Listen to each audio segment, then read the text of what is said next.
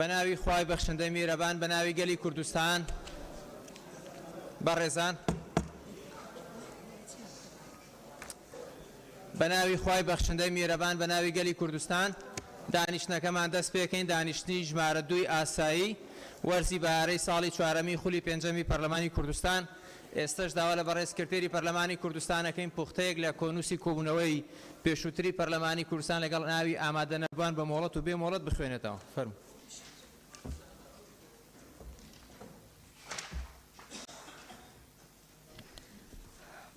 بەڕێز سەرۆکی پەرلەمانی کوردستان پوختەی دانیشتنی ژمارە 1 ئاسایی بە پێی حکمی بڕگەی دووەمی مادەی 252 لە پەیڕەوی ناوخۆی پەرلەمانی کوردستان پوختەی دانیشتنی ژمارە 1 ئاسایی خولی بەهارەی ساڵی 4ەم لە خولی 5ەمی هەڵبژاردننی پەرلەمان لە کاتژمێر 12 نۆڕۆ ڕۆژی سێشەممە ڕێکەوتی 1/3/2022 بەم شێوەیە خوارەوە بوو. یەکەم دەستپێکردنی دانیشتن لەلایەن بەڕێز سەرۆکی پەرلەمان، دووەم خوێندنەوەی بەرنامەی کار لەلایەن بەڕێز سکرتێری پەرلەمان، سێیەم دەستپێکردنەوەی بڕگەکانی بەرنامەی کار لەلایەن بەڕێز سەرۆکی پەرلەمان، چوارەم 1 دقیقە بێدەنگی وەستان بۆ ڕێزلێنان لە گیانی شەهیدانی کوردستان و عێراق لەگەڵ مارشی نەتەوەی، پێنجەم کردنەوەی خولی بەهارەی ساڵی 4ەم لە خولی 5ەمی هەڵبژاردننی پەرلەمان لەلایەن سەرۆکی پەرلەمان، شەشەم وتەی بەڕێز سەرۆکی پەرلەمان بە بۆنەی کردنەوەی خولی بەهارەی ساڵی 4ەم لە خولی 5ەمی هەڵبژاردننی پەرلەمانی کوردستان، حوتەم وتەی بەڕێزان سەرۆک فراکسیۆنەکانی پەرلەمان بە بۆنەی کردنەوەی خولی بەهارەی ساڵی 4ەم لە خولی 5ەمی هەڵبژاردننی پەرلەمانی کوردستان، هەشتەم دەنگدان لەسەر ئەم پرۆژە پێشنیازە یاسایانەی خوارەوە. 1 پێشنیازە یاسای پاراستنی ئەرشیو لە هەرێمی کوردستان، 2 پرۆژە یاسای چەک لە هەرێمی کوردستان، 3 پرۆژە یاسای هەمواری یەکەمی یاسای وەزارەتی کارەبا لە هەرێمی کوردستان ژمارە 6 ساڵی 2021، نوێیەم دواخستنی بڕگەی شەشەمی بەرنامەی کار، دەیەم کۆتایی هاتنی دانیشتن لەلایەن بەڕێز سەرۆکی پەرلەمان. بەرنامەی کاری دانیشتنی پەرلەمانی کوردستان بەڕێز سەرۆک پەرلەمان بەپێی حکمی مادەی 5 و بڕگەی یەکەم لە مادەی 16 و بڕگەی سەیەم لە مادەی 8 و بڕگەکانی یەکەم دووەم و سەیەم و چوارەم و پێنجەم لە مادەی 20 مادەکان 47 و 48 و بڕگەی یەکەم لە مادەی 52 مادەکان 54 و 55 و 56 و 57 لە پەیڕەوی ناوخۆی پەرلەمانی کوردستان دەستەی سەرۆکاتی پەرلەمان بریاریدا بەرنامەی کاری دانیشتنی ژمارە 2 ئاسایی خولی بەهارەی ساڵی 4ەم لە خولی 5ەمی هەڵبژاردننی پەرلەمان لە کاتژمێر 11 پێشنەوەڕۆ ڕۆژی چوارشەممە ڕێکەوتی 2/3/2022 بەم شێوەیە بێت. خوێندنەوەی دووەم بۆ پرۆژە یاسای بەڕێوەبردننی پاراستنی ئاو لە هەرێمی کوردستان عێراق بە پێی حکمی مادەکان 87 لە پەیڕەوی ناوخۆی پەرلەمانی کوردستان. لیستی ئامادەبوونی ئەندامانی پەرلەمان لە دانیشتنی ژمارە 1 ئاسایی لە 1/3/2022 دانیشتنی بەیانی ناوی ئەندامان راهی رهبر إبراهيم مولات، سوسن محمد ميرخان مولات، شنو أشقي عبد الله مولات، عبد الناصر أحمد علي مولات، ياسين خضر طه مولات، كاظم فاروق نامق أمدن أبو ببي برياري جمارة 2 سالي 2021.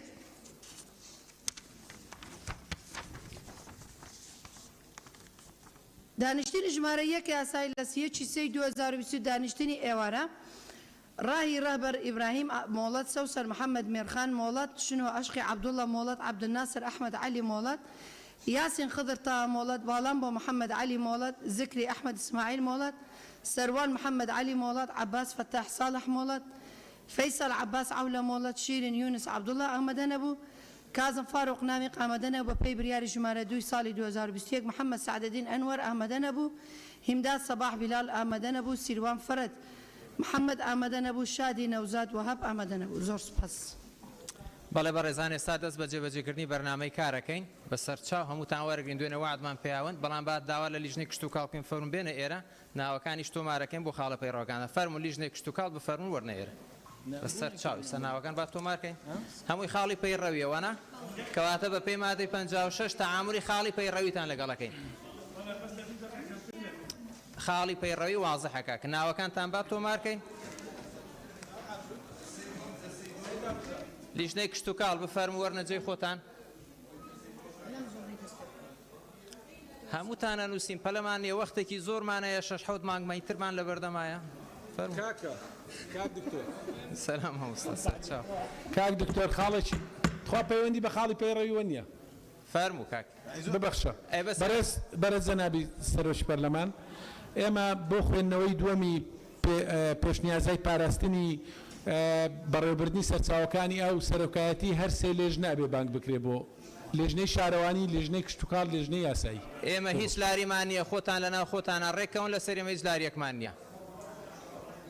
بەڕێزان ئەگەر یارمەتیمان بە لیژنەی کشتتوکاڵ دەستەی سەرۆکایەتەکەتان لێرە بێ بۆی لەگەڵ دەستەی سەرۆکایەتی لیژنەی یاسایی و شارەوانیش بێنە ئێرە. فەرموو.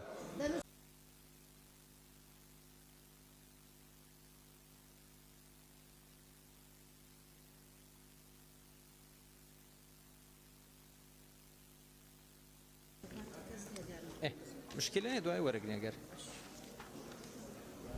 بەڕێزان ئەم بەڕێزانە داوای خاڵی پەیڕەویان کردووە. داوای خاڵی پەیڕەوی تاکی دەکەم بە پێی مادەی 56 بەڕێزان کاکتۆری ئیسماعیل، کاک سیپان، بەدرێخان، کاک عومەر، کاک سیروان، مژدەخان، کاک ئەبوبەکر، کاک مەمبورهان، سەرچنارخان، کاک زکری، ڕۆژانخان، کاک بەڵێن، بەڕێز خاتو شیرین یونس، ڕووپاکخان، کاک سەرکۆ، کاک هاوڕێ، کاک ڕزگار، کاک دابان، دکتۆرە شایان، کاک شاخەوان، کاک عەلی، کاک ڕۆمیۆ، کاک ئێویدار، کاک سەروان. کەس ماوە؟ باشە بەسەر چاو بەسەر چاو بەس کاروان، کاک زیاد، شادی، یەک دەقا گوڵیزار، کاک جەلال پەرێشانیانە، کاک عوسمان، شیرین یونس، شیرین ئەمین. ئەو بەڕێزانەی کە زیادمانکردن کاک کاروان، کاک زیاد، شادی خان، گوڵیزار خان، کاک جەلال پەرێشان، کاک عوسمان، خاتوو شیرین ئەمین. تەواوەنە؟ سەرچنارخان فەرموو. دەقایگرینەوە تۆ فەرموو. بەڕێز سەرۆکی پەرلەمان، بە پێی مادەی 98 لە پەیڕەوی ناوخۆی پەرلەمان قسەکەم من. بە پێی مادەی 98 ئەنجومەنی وەزیران مولزەمە کە لە مانگی دەی هەموو ساڵێکە پرۆژە یاسای بودجە بنێرێتە پەرلەمان و لە مانگی نیسانە ژمێرەی کۆتایی ساڵی پێشوو بنێرێ. بەڵام ئەوە نزیکی 8 ساڵ تێپەڕێ بێتە ئێستا پرۆژە یاسای بودجە ناتەوە. لەم خولی پەرلەمانە کە 3 ساڵمان تێپەڕاندووە هەتا ئێستا حکوومەت پرۆژە یاسای بودجەی نەناردووە و پەرلەمانیش سەرۆکایەتی پەرلەمانیش هیچ ڕێکارێکیان نەکردوتە بەر. داواکەین کە ڕێوشێنی یاسایی بگیرێتە بەر بۆ پرۆژە یاسای بودجە بێتە پەرلەمان و بابەتە کۆتایی. لەگەڵ ئەو بەشەت نین کە سەرۆکایەتی پەرلەمان ڕێکاری نەگرت بێتە بەر، سەرۆکایەتی پەرلەمان نووسراوی فەرمی کردو جەختیشی لێەکەینەوە. زۆر سوپاس. ڕۆژان خان، ڕۆژان حەمەڕەش. بەڕێز سەرۆکی پەرلەمان، ڕۆژان حەمەڕەش، بە پێی مادەکانی 112 و 132 دەستور قساکەم. بەڕێز سەرۆکی پەرلەمان، وا جارێکی کە لە یادە پڕنەهامەتیەکانی گەلی کوردستان نزیکە بینەوە، یادی 34 ساڵێکی میابارانی هەڵەبجە و تاوانی ئەنفال. هەردوو مادەی 112 و 132 دەستور کە مافی گەلەکەمانی تێدا چەسپێنراوە هەنگاوی جێبەجێکردنی بۆ نەنراوە تا ئێستا لەلایەن حکوومەتی عێراق و ئەنجومەنی نوێنەرانەوە سەبارەت بە قەرەبووکردنەوەی کە سوکاری ئەنفالکراوان و کیمیاباران و تەرخانکردنی داهات بۆ ناوچە زیان لێکەوتووەکان و حکوومەتی عێراق دەبێت داوای لێبوردن بکات لە گەلی کوردستان لەسەر ئەو تاوانانە. بۆیە داوا لە بەڕێستانەکەم جەخت بکەنەوە لەسەر ڕاستپاردەکانی پەرلەمانی کوردستان کە لە ساڵی 2021 لەم یادەیە ئاڕاستەی حکوومەتی عێراق کرا. سوپاس. زۆر سوپاس. کاک دابان. بەڕێز سەرۆکی پەرلەمان، لە ماوەی ڕابردووە ئێمە ژمارە یاسایی ئەندامانی پەرلەمان یاداشمان نابوو بە سەرۆکایەتی پەرلەمان لەسەر کۆمەڵێک ڕسومات کە لەسەر وڵاتیان زیاد کراوە، لەسەر باجەکان کە لەسەر وڵاتیان زیاد کراوە، تاوکو ئێستا دانیشتنی پەرلەمانی بۆ ئەنجام نەدراوە. ئەمە خاڵێکی تر ئەوەیە کە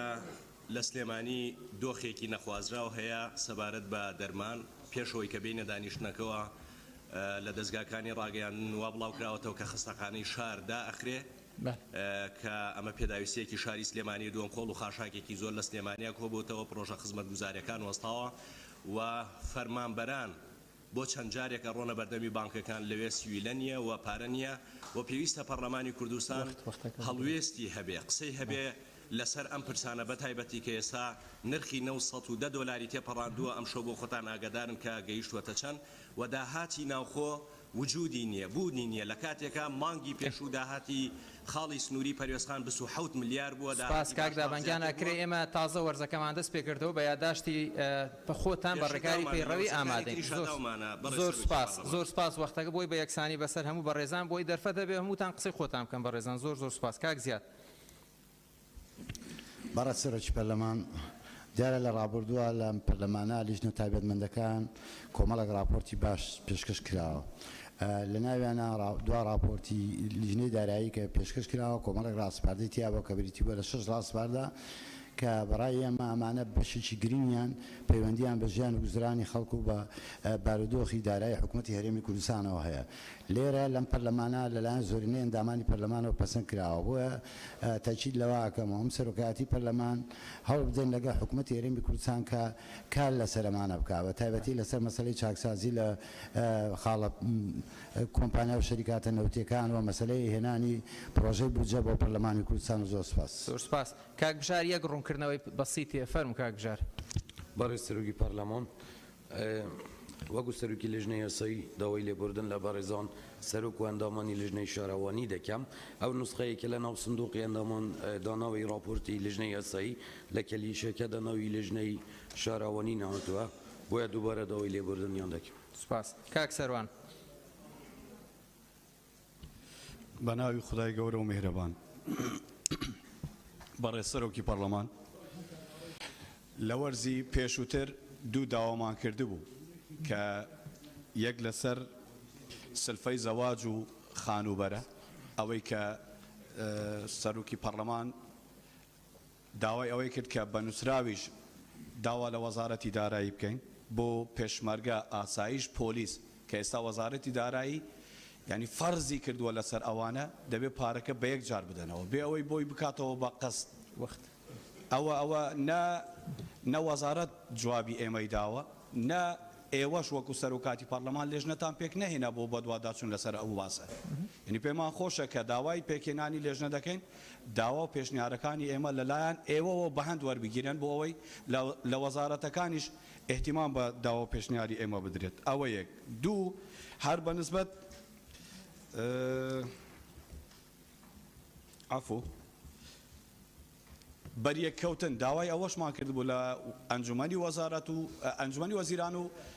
وەزارەتی دارایی بەریەککەوتن هەبێت لە نێوان قەرزی موچەخۆر و قەرزی حکوومەت قەرزاری هەموو موچەخۆرە بەڵام موچەخۆریش قەرزاری حکوومەتە یعنی بەریەککەوتنێکە بێت بۆ ئەوەی لەسەر ئەوە دوو خاڵی ترم ماوە حەزەکەم ئەوە بگەینم ئاگاتان لە وەخت بێ بەڕێزان بۆ بەیەکسانی بێ بەسەرەوەیان فەرمون قسم لێ مەبڕە بۆی بتوانم وەختاخر ئاگات لەوە چکێت خاڵی پەیڕەوی یەک دقەی بەڕێزان بوو هەمووتان وەکو یەکوایە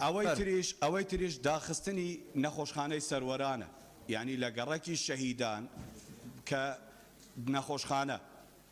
یعنی داخراوە نەخۆشخانەکانیان لەسەریان لە جیاتیەوەی احتیمام پێ بدرێت وەزارەتی تەندروستی وەزارەتی شەهیدان و وەزارەتی پێشمەرگە نەخۆشخانەی شەهیدانیان کە بە ناوی پیرۆزیوانەتوانی ئەو شتانت بە یاداش بنووسیتەوە ئەگەر بە ڕێکاری پێڕێنەوە کاتەکە تەواو بوو کاک ڕۆمیۆ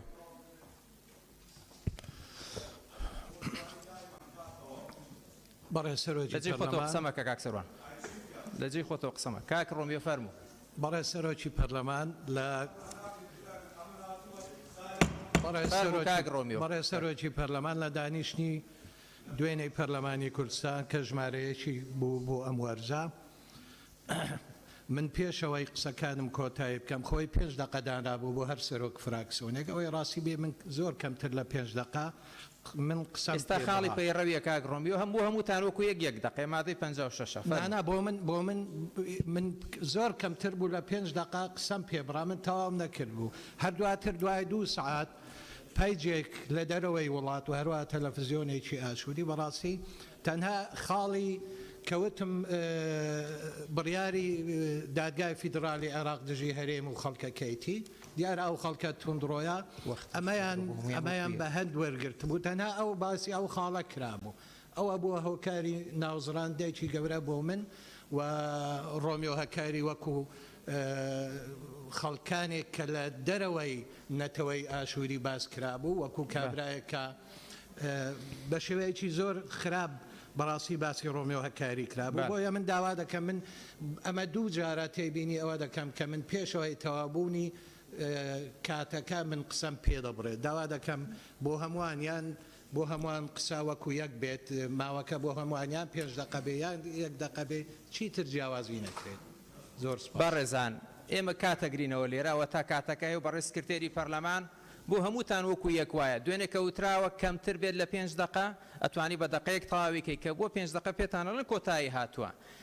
من نازانم بەڕێزان ینی قابلمە لە خۆمانەوە بڵین کاتتان تەواو بوو لە خۆمانەوە بە هیچ پەرلەمانتارێک ناڵین کاتتان تەواو بوو ئەگەر ئەتانەوێت عەدالەت بێ وەکو یەک بێ با بە سەراحەت وەکو یەک بێ و وا بیکەین ئەگەر ئەشتانەوێت تەمەیوزکەین بۆ هەر فراکسیۆنێک بێ چ لە دەسەڵات بێت چ لە هەر سێلایەنەکە بێت چ لە معارەزە بێ وەکو دەستی سەرۆکایەتی نایکەین و هەوڵەیەن بە بێلایەنی خۆمان وەکو دەستی سەرۆکایەتی بەپێی ئەم پەیڕەوە بەرامبەر بە هەر 108 پەرلەمانتارەکە بپارێزی کاک عومەر بەناوی خۆی بەخشندەی مێرەبان بەڕێز سەرۆکی پەرلەمان من قسە لەسەر مادەکانی 69 هەفتەکەم ئێمە لە 1/12/2021 یاداشتێکی پرساندنمان لەسەر بەڕێز جەنابی وەزیری سامانە سروشتیەکان پێشکەش کردن تقریبا دوای 12 ڕۆژ بەڕێز سەرۆکی پەرلەمان وابزانم یاداشتەکەی ناردۆ بۆ حکوومەت ئێستا ئیتر کاتێتی لە ڕووی یاساییەوە کە ئەو یاداشتە بخانە بەرنامەی کارەوە بەڕاستی نەوت بۆ تەمایی کارەسات بۆ خەڵکی کوردستان 20 دۆلارە 30 دۆلارە 100 دۆلارە هەر 350 دۆلارە چێتەوە خەزێنی گشتی 350 میلیۆن دۆلار ئەچێتەوە خەزێنی گشتی وا ئەڵێن هیچ دۆکیومنتێکی ڕسمی نیەوە بسەلمێنێ ئێمە ئەمانەوێت جەنابی وەزیری سامانە سروشتیەکان بانکەرنە ئێرە بۆی لێپرسینەوەی لێ بکەین لەسەر دۆسەی نەوت کە ئێستا لە بەغا بۆتە کێشەیەکی گەورە لە ناو خۆنە بۆتە خێر و خۆشی بۆی وەڵامی پرسیاری خەڵکی کوردستان باتەوە نەوتی کوردستان داهاتەکەی چی لێ بەڕێز سەرۆکی پەرلەمان منیش لە ڕوانگەی مادەی 2 پێڕەوی ناوخۆی پەرلەمان بڕگەی 1 و مادەی 47 بڕگەی 1 کە دەستەی سەرۆکایەتی پەرلەمان دانیشتنەکانی پەرلەمان دیارەکە بڕگەی و ناوەڕۆکی دانیشتنەکانی پەرلەمان لەسەر مەساسە چەندین یاداش بەردەستی بەڕێستانە بۆ ئامادەبوونی وەزیری سامانە سروشتیەکان چ بۆ گفتوگۆکردن چ بۆ پرساندن کە ضرورە لەم کاتەیەکە کێشە دروست بووە لەسەر نەوت و گازی هەرێم لەگەڵ حکوومەتی ئیتیحادی نرخی نەوت بەرز بۆتەوانێ و بەڵامەوە تا ئەمڕۆ 2/3 بۆ زانیاری جەنابەت لە ڕاستیە هێشتا موچەی مانجی 2 نەدراوە ئێستا کە مانجی 3 و بەداخەوە ئەوەی کە ئێمە ئەمڕۆ بەدواداچوومان کرد بەداخەوە یعنی کە هەندێک لە هاوڵاتیانی هەرێم و هەندێک لە بەرپرسەکان پەلەپەلیانە لە ڕاکێشانی پارە لە بانقەکان و هەروەها بۆ گرانبوونی نرخی بنزین لەسەر شانی هاوڵاتیان نەوتی ماڵانەوە بەهارە هێشتا نەگەیشت و هەموو ئەم شتانە ئەیهێنێ جەنابتان لە بڕگەیەکی بەرنامەی کار لە دانیشتنی داهاتوو وەزارەتی سامانە سروشتیەکان وەزیر بامکەن بۆ ئێرە زۆر سپاس شادی خان بەڕێز سەرۆکی پەرلەمان من پێم سێرەکە ناوم لە لیستی غیابەکانە هەبوو لە بەرەوەی نەک لە هۆڵی پەرلەمان تا کۆتای ئامادەبووین بەڵکو لە پەرلەمانیش لەگەڵ هاوکارەکانم دوایەمین کەسەکان بووین کە لە پەرلەمان چوونێتە دەرەوە تکاکەم ئەمە چەندین جارە دووبارە ببێتەوە ئەمە چەندین جارە دووبارە ببێتەوە کە ناومان بەڕێز سکرتێری پەرلەمانە لێگەر واژوو نەکات بە ئامادە نەبوو دانرێت جا دوای تاقیبێ بکەنەوە تاوە لەگەڵ کارەوە فەرمووە ئەگەر قسەکانی ترت کاگەر نەخێر سپاس سپاس کاک عوسمان سێدەری بەڕێز سەرۆکی پەرلەمان وامزانی لێرێ دیارە من و برای بەڕێزم کاک زکری زێباری سەردانی قەزای مەخمورمان کرد لە 22/2022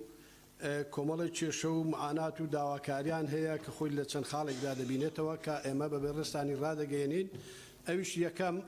کێشەی ئەمنی و چۆڵکردنی گوندەکانە لەژێر هەڕەشەی داعش و عەرەبی شۆڤنی و هەروەها کێشەی تعریبکردن بە شێوەیەکی نوێ کە ئەویش بەکڕینی مڵک و ماڵی کوردەکان لەلایەن عەرەبەکانەوە و هەروەها کێشەی تەندروستی و نەبوونی زانکۆ و پەیمانگا و نەبوونی خزمەتگوزاری پێویست و هەروەها داوای هاوڵاتیانی ئەوێ کە ئێمە سەردانی غرفەی عملیات و هەروەها چەندین خەڵکی هاوڵاتی و دام دەستگاکانی ئەوێمان کردووە ئەوان داواکارن بەوەی کە جەلسەیەکی پەرلەمانی تایبەت لەسەر قەزای مەخمور و کێشەکانی ئەو دەبەرەی ئەوێ ببەسرێت و بۆیە ئێمە لە چوارچەوەی ئەم نووسراوەدا ئاراستەی بەڕێستانی دەکەین و بۆ ئومێدین پەرلەمانی بکرێت زۆر سپاس. پێشتر لیژنەی کوردستان ناوچە کوردستانەکانیش سەردانی مەخموریان کردبوو پێکەوە راپۆرتێکی باشیان ئامادە کردبوو دوای داواکارەکەی ئێوانیش لەگەڵ لیژنەی ناوچە کوردستانیەکان تاوەتوێ هەر شتێک پێویستکات بۆ ڕوبەڕبوونەوەی ئەو پرۆسێ دڵنیابن پەرلەمانی کوردستان کاری جددی لەسەرەکات. کاک عەلی. بەناوی خی گەورە و میهرەبان من بە پێی مادەی 2 مادەی 66 مادەی 48 لە پێڕەوی ناوخۆی پەرلەمان قسەیەکەم بۆ 66 و 48 بەڕێ سەرۆکی پەرلەمان پێشتر چەندین جار یاداشمان داوە کە ئیشی پێ نەکراوە سەر نەتیجەکەی دەرکەوتووە منم ڕۆ بە دوواداچوونم کردووە بۆ موچەی مانجی 2 کە بۆ نەدراوە بەداخەوە تا ئێستا داهاتی ناوخۆن نەگەڕاوەتەوە ئەڵێن بۆ نمونە سلێمانی 25 ملیاریش قەرزاری مانیەکە واتە خەڵک موچەی مانیەکی وەرنەگرتووە ئاسایش و شارەوانی و داهاتی نەوتیش 512 ملیاری گەڕاوە ئەگەڕێتەوە واتە لە بەرمیلێک نەوت 25 دلار. ئەگەر داهاتی لە بەرمیلێ نەوت تەنیا 35 دلار بگەڕێتەوە داهاتی ناوخۆش نیوەی پارساڵ بێت نەک بەقەدەر پارساڵ ئەکاتە نزیکەی 900 ملیار دینار. ئەگەر وا بڕوا بڵێ 512ەکەی 200 دا بە معاشی مانجی پێشوو ئێستا هەر 312 ملیاری نەوتەیە و داهاتی ناوخۆش نەگەڕاوەتەوە تەواو نیشە بگەڕێتەوە چاوەڕێ مەکەن بۆیە من داواکاری جەنابتان ئەوەیە لە دانیشتنی ئایندا ئەم پەرلەمانە کە بە پێی مادەی 2 مەرجعی یاسایی و سیاسیە ئێستا شتێکی گەورە ڕووەدا لە عێراقا بەرامبەر هەرێمی کوردستان نابێت دراسە بکرێن ڕێگا گونجاوەکە چیە بۆ ئەوەی ئەم میلەتە تووشی قەیرانێکی تر نەدەبێت بۆیە داواکاری من ئەوەیە نوێنەرانی حکوومەتی هەرێم بەڕێ سەرۆکی پەرلەمان داواکاری من ئەوەیە با وەزیری دارایی سامانە سروشتەکان ئەنجومەنی وەزیران لێرە بن چی ڕووی داوە بۆ داهاتی ناوخۆ سوپاس کاک عەلی دەست خۆش ڕووپاکان سوپاس کاک عەلی دەست خۆش ڕووپاکان بەڕێ سەرۆکی پەرلەمان من بە پێی مادە 98 لە پێی ڕێی و ناوخۆ قسە دەکەم ئەوە کە یەکێک لە ئەرکەکانی ئەرکە سەرەکیەکانی پەرلەمان پەسەندکردنی پرۆژە یاسای بودجێ بەڵام تا ئێستا ممارەسێ ئەو ئەرکەی خۆی نەکردووە تا ئێستا پرۆژە یاسای بودجە لە ماوەی 3 ساڵی ڕابردوو نهاتوۆتە پەرلەمانی کوردستان ئەو کێشە و گیر و گرفتانەی ڕۆژانە ڕوبەڕووی هاوڵاتیان دەبێتەوە زۆربەی هەرە زۆری لە ئەنجامی ئەوەیە کە ئێمە یاسای بودجەمانیە لە هەرێمی کوردستان نەوت 100 دلاری تێپەڕاندووە بەڵام هێشتا موچە نییە بە چ ڕۆژارێک موچە دابەش ناکرێ داهاتی ناوخۆ ناگەڕێتەوە بۆ خزێنی وەزارەتی دارایی یعنی ئەمانە هەموو کێشەکە سەرچاوەکەی لەوەیە کە ئێمە یاسای بودجەمان نییە پەسەند نەکراوە ئێستا لە سەرەتای ساڵی 2022 ئایا پەرلەمانی کوردستان چی کردووە بۆ ئەوەی حکوومەت ملزم کا یاسای پرۆژە یاسای بودجە بنێرێتە پەرلەمانی کوردستان ناکرێت کوردستان بێ یاسای بودجە بێت سپاس ڕووپاکان دەست خۆش بە پێی مادەی 54 بەرگەی چوارەم دووەم دووپارەکردنەوەی ئاخاوتنی پەرلەمانتارێکی تر یعنی بۆ هەر خاڵە پەیڕەوێکە بەڕێزانتوان پشتگیری لە یەکتری بکەن و سوود لە کات خات و شیرین ئەمین فەرموو بەڵێ بەڕێز سەرۆکی پەرلەمان شیرین ئەمین قسەکانی من بە پێی مادەی 58 مادەی 66 مادەی 66 دەبێت دیارە لە بابی 66ەوە چەندین و زیاتر لە دەیان یاداشتی پێویست لەسەر دۆخی خەڵک تەقدیم کراوە کاری لەسەر نەکراو لە وەرزەکانی ڕابردوو بە پێی مادەی 68 بە پێی پێویست پرساندن لەم پەرلەمانی کورسانە تێناپەڕێت بە پێی مادەی 58 ڕۆڵی چاودێریکردنی پەرلەمانی کوردستان ڕۆڵێکی ئێجگار کڵۆڵە بە نمونە ئێمە دێنە سەر دۆخی ئێستای خەڵک پرسی موچە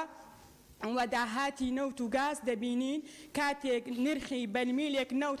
17 دلار بوو موچە نەبوو ئێستا نرخی بەرمیلێک نەوت 110 دلاری تێپەڕاندووە هەر موچە نییە کەواتە ئێوە وەکو سەرۆکایەتی پەرلەمانی کوردستان بەشداریتان لە کۆبوونەوەی هەر چوار سەرۆکایەتێکە لە ئاستی هەرێمی کوردستان کردووە دەپرسین فەرمون پێمان بڵێن داهات و شەفافەتی نەوت و مەلەفی نەوت بۆ ئێمەی پەرلەمانتار بۆ ڕای گشتی ڕوون بکەنەوە یعنی ناکرێت حکوومەتێک هەبێت ناکرێت نرخی بەرمیل 110 دلاری تێپەڕاندە بێت بەڵام زۆر زیاتریش بوو سوپاس شیرین خان سوپاس شیرین خان زۆر سوپاس بەڕێزان ئێمە لە دەستەی سەرۆکایەتی پەرلەمانی کوردستان پابەندی ئەم پەیڕەوەین مادەکانی پرساندنی زۆر وازها پێشتریش پرساندن کراوە بەڕێ سەرۆکی حکوومەت و جێگری سەرۆکی حکوومەت و وەزیری داراییشەوە لەم پەرلەمانان نەکرابێ بۆی ڕاستیەکان وەکو خۆی بگات ئێستا جەناب ئەندامی پەرلەمانی حکوومەت هێرەمی کوردستان بەرەنجامی ڕێککەوتنی سێلایانی سەرەکی بووە فراکسیۆنەکانیان لێرن ئەتوانن بە تەنسیق لەگەڵەوان پرساندن بۆ هەر کەسێکەکەن کاری پەیڕەوی بگرن ئەگەر وەکو سەرۆکایەتی پەرلەمانی کوردستان بەپێی پەیڕەو مامەڵەمان لەگەڵ نەکرد ئەو کاتە ئەو ڕخنەیە بگرن. دکتۆرە شایان فەرموو. بەناوی خوای گەورە بەڕێ سەرۆکی پەرلەمان قسەکانی من کران سپاس. زۆر سپاس. کاک ڕزگار. بەڕێ سەرۆکی پەرلەمانی کوردستان سەبارەت مادەی دوو پەرلەمان لە هەرێمدا باڵندترین دەسەڵاتی یاسادانان و چاودێریکردنا. بەڕێ سەرۆکی پەرلەمان عنی ڕێگای کەلار سلێمانی کە ڕێگایەکە بۆتە ڕێگای مەرگ ئێستا هیچ کارێک لە هیچ بڕگە و فەقەرەیەکیان ناکرێت و لە ڕابردووە 6 ملیار دینار بۆ تەرخان کرا بەڵام نەچوە بواری جێبەجێکردنەوە ئێستا بە تەواوەتی ئیشی تیا ڕاگیراوە بەڕاستی گەرمیانیش ڕوونە لای جەنابتان کە گەرمیان داهاتێکی زۆری هەیە و نەوت نانەوتی خاڵی سنووری ئەمانە هەموو داهاتن لە گەرمیانە بەڵام بەداخەوە ئەو ڕێگایە ئێستا بۆتە ڕێگای مەرگ بۆیە داواکەم لە بەڕێستان وەکو سەرۆکایەتی پەرلەمان نووسراوێک ئاراستەی ئەنجومەنی وەزیران بکرێ بۆ ئەوەی کەوا ئەو بودجەیە کە لە ئەنجومەنی وەزیران تاکو ئێستا بۆی تەرخانە کراوە ئەو بودجەی بۆ تەرخان یاداشتێک بنووسیت بە سەرچاو بنووسە یاداشتەکەتان نێری کاکاروان.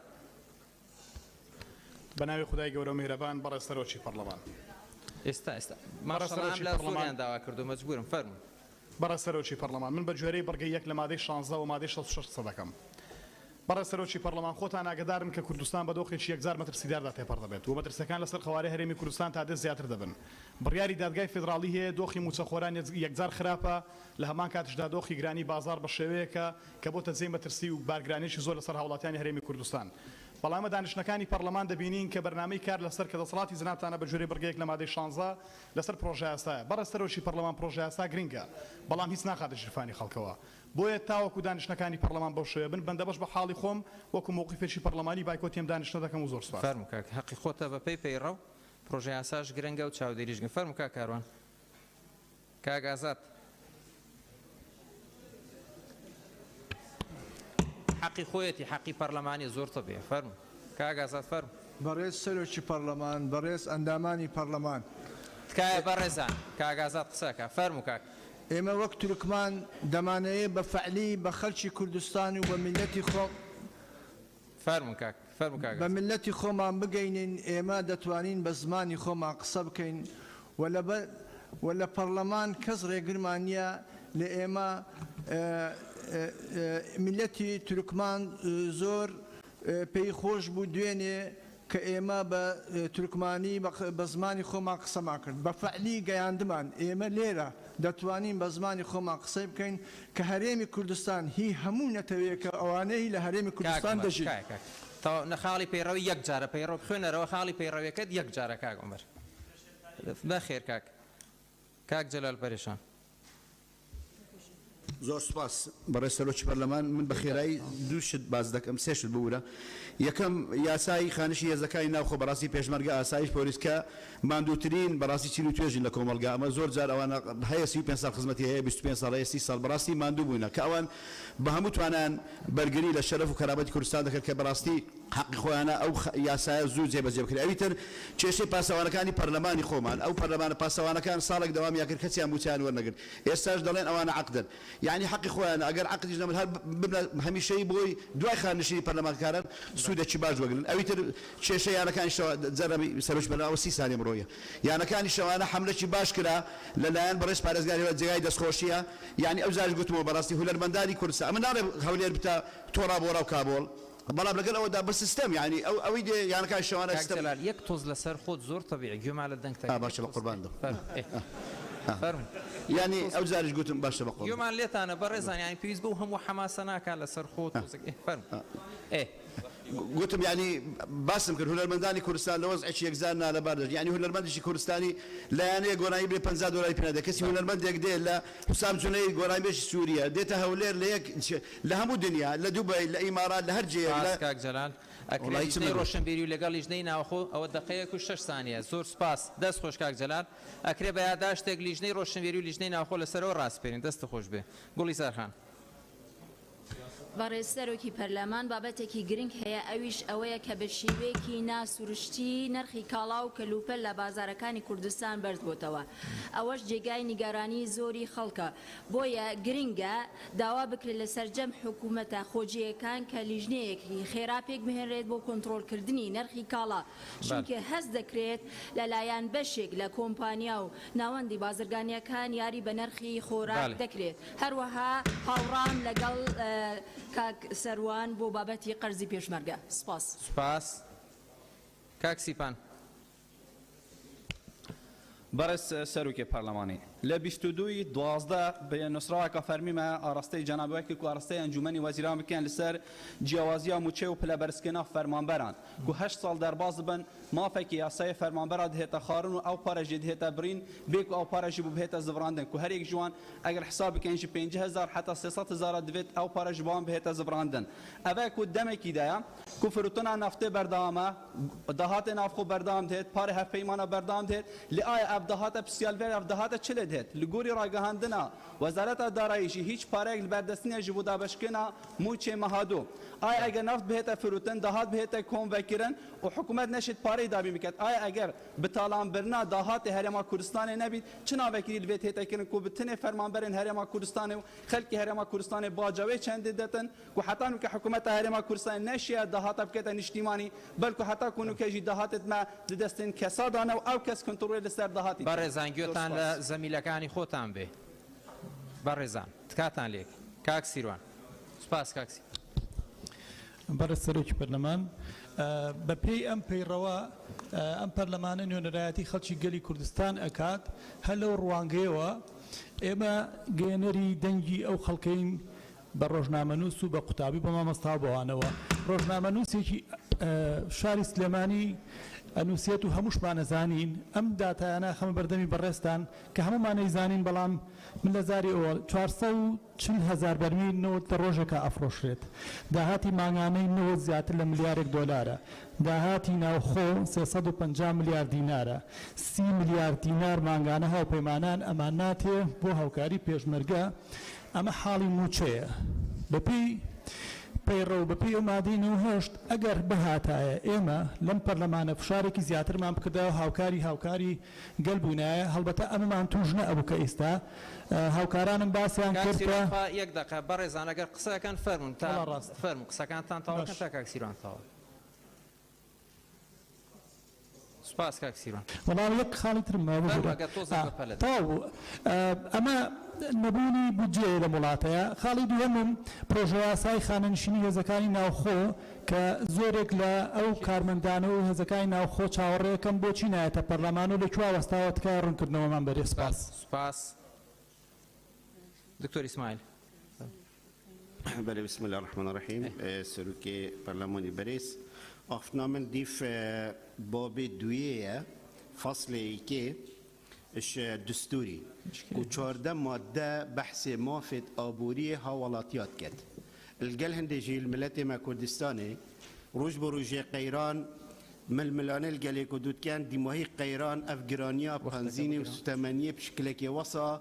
بنزین عادی بچه 950,000 الگل کوای کرد 2 کیلومتر 3 کیلومتر توش دهو که و هولی در کفی 450 دی بدست خو وینی هر قبل قال برپرس آشی آخفتن برپرس بيجن أفا جيرانيك جهانية العالمية باش عراق الفهيدية والقوش ومثال نل جهانية نل عالمية معقولة الوري 450 بيت يا عادي ويا محسن 650 بيت بس الكردستاني يا عادي بچیتا 950 کنگی اوید هیتا چاره سرکرین از داخواست کم اوید برپرس الوی کیسی بین میوان کرین البرلمانی چاره سر یک به وهابیت روش بروجی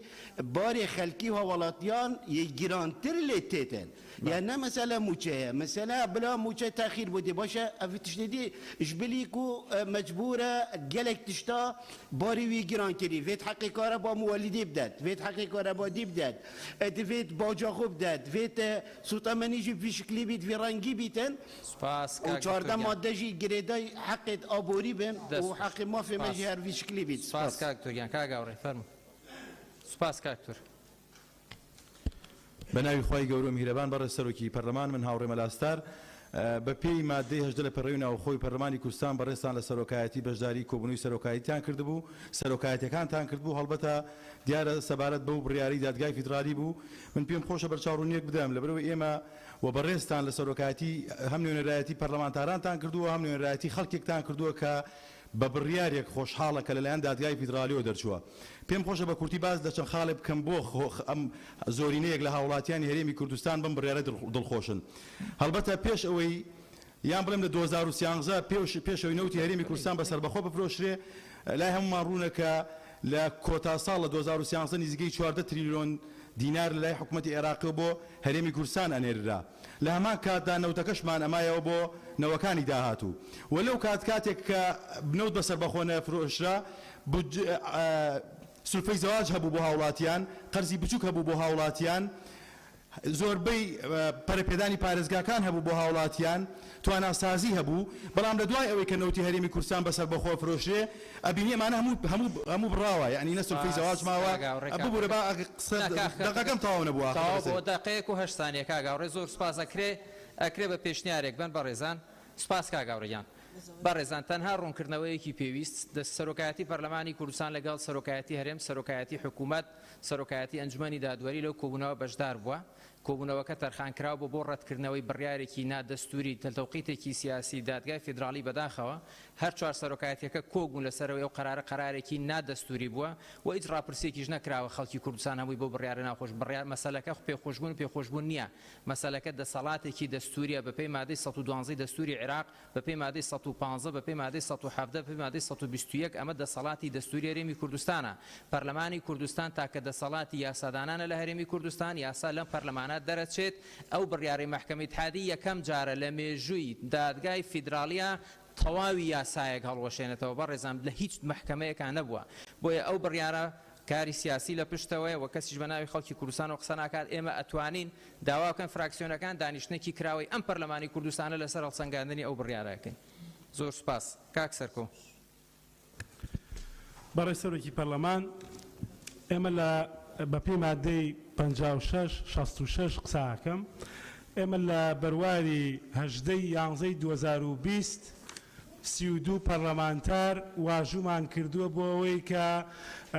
وەزیری سامانە سروشتیەکان لەسەر قسەی بەڕێز سەرۆکی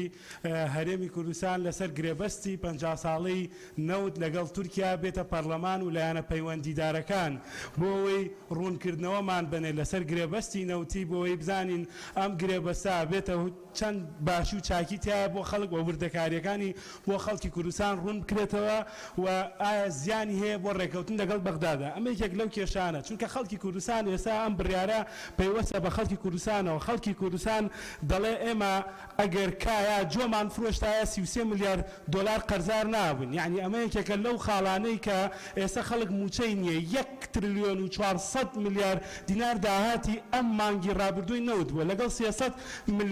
میلیارد دینار بووە خەڵک موچەی مانگی دوی وەرنەگرتووە بەڕێز سەرۆکی پەرلەمان تکاکەین مەلەفی نەوتی بابێتە ئەم پەرلەمانە و گرێبەستەکان بۆی ڕوونکردنەوە بدرێ یاسا سپاس دەست خۆش کاک سەرکۆ کاتەکە تاو کاک بەڵێن دەست خۆش کاک سەرکۆ سپاس کاتەکە تاو چ بکەین بەڕێز سەرۆکی پەرلەمان ئەوە بە حەماسەوە قسەکەن وەختەکەتان لێ ئەڕوا تۆزێک لەسەر خاڵەکان ڕاوەستن فەرموو کاک بەڵێن بەڕێز سەرۆکی پەرلەمان دیارە خۆتان زانن وەکو بەشێک لە هاوڕەکانم باسی بۆی دووبارە نەکەمەوە خۆزگە 120 ثانیە بۆیە چ بکەم بەس دقەیەک 6 ثانیە فەرموو کاک بەڵێن دەی قسە بکەم فەرموو لە ئێستەوە قسەکە فەرموو بەڕێسەرۆکی پەرلەمان بۆی قسەی هاوڕەکان دووبارە نەکەمەوە بە تەرکیز دۆخی دارایی هەرێمی کوردستان ئێستا دۆخێکی خراپە دوو هۆکاری سەرەکی لە پشت ئەم دۆخی داراییەوە یەک دەستێوەردان و نەگەڕانەوە و ڕێگنەخستنەوەی داهاتەکانی ناوخۆ بەو هۆکارە هەم سیاسیەکان هەم نایاساییەکان هەموو قاچاقچێتی لە دەواازە سنوورەکان هەموو هۆکارانەی کە بە تەفاسیل باس کراوە لیژنەی دارایی لە راپۆرتەکەی لەسەر داهاتی هەرێمی کوردستان حاضر و کۆمەڵێک ڕاستپاردە لە بەردەم پەرلەمانی کوردستانە پەسەند کراوە کە هیوادارمیشی لەسەر بێ لیژنەی دارایی لەسەر داهاتەکانی ناوخۆ دەستی کردو بە ئیشکردن لە بەڕێوەبەرایەتی گشتی باجەوە بۆ هۆکارەکانی تر یەکێ لە ڕاستپاردەکانی تر لێکۆڵینەوەی بۆ لە 158 داهاتی نەوتی هەرێمی کوردستان بۆ خەرجیە ڕوا و ئەم پەرلەمانە بەڕێزە لیژنەی وزە و سامانە سروشتیەکانی ڕاستپاردووە بە دوواداچوون بکات لە هۆکارەکانی ئەو ڕێژە بەرزە کە بەڕاستی تا ئێستا هیچ نەتیجەیەکمان لە بەردەستان نەبووە هیوادار ئەو ڕاست بێتەوە دوو وەڵای کاکێ من نیو دەقەش قسەم نەکرد وا شایدەوە دقەیەک کوردستانی ئاخر ئەوە کاکە بە ئێمە مەڵێن لەوانە کاک ئاخر خاص کاک زکری فەرم قسەتان نەکرد کاکێ من کاک زکری کاکێ من خۆتان قسەتان نەکرد وەڵای نیوەی ڕۆی دقەکە لەو کاتەوە ڕەما کاک زکری فەرموو کاک زکری بناوی خدای مزن و دلوان برای سروک پارلمان کردستانه پێویستە حکومت هەرێما کوردستانê van sê xala cêbecê biket yek derçûyê zanku peymangekan lazim e bêne damezrandin navê 10 sala xelik çaverê damezrandinê biket du pilevberskirina fermanberê Herêma Kurdistanê dest pê biket û mûçêwan bû bête bestin sê her maleka hejar evêt bê mûçel Herêma Kurdistanê پێویستە حکومەتە هەرێما کوردستانی موچەکی بوو هەموو ئەو ماڵانە و عایلانە دابین کە ئەوێت هیچ موچەک لە کوردستانی نەبن هیچ نەبیت ژیانە خۆ پێڕێوە بن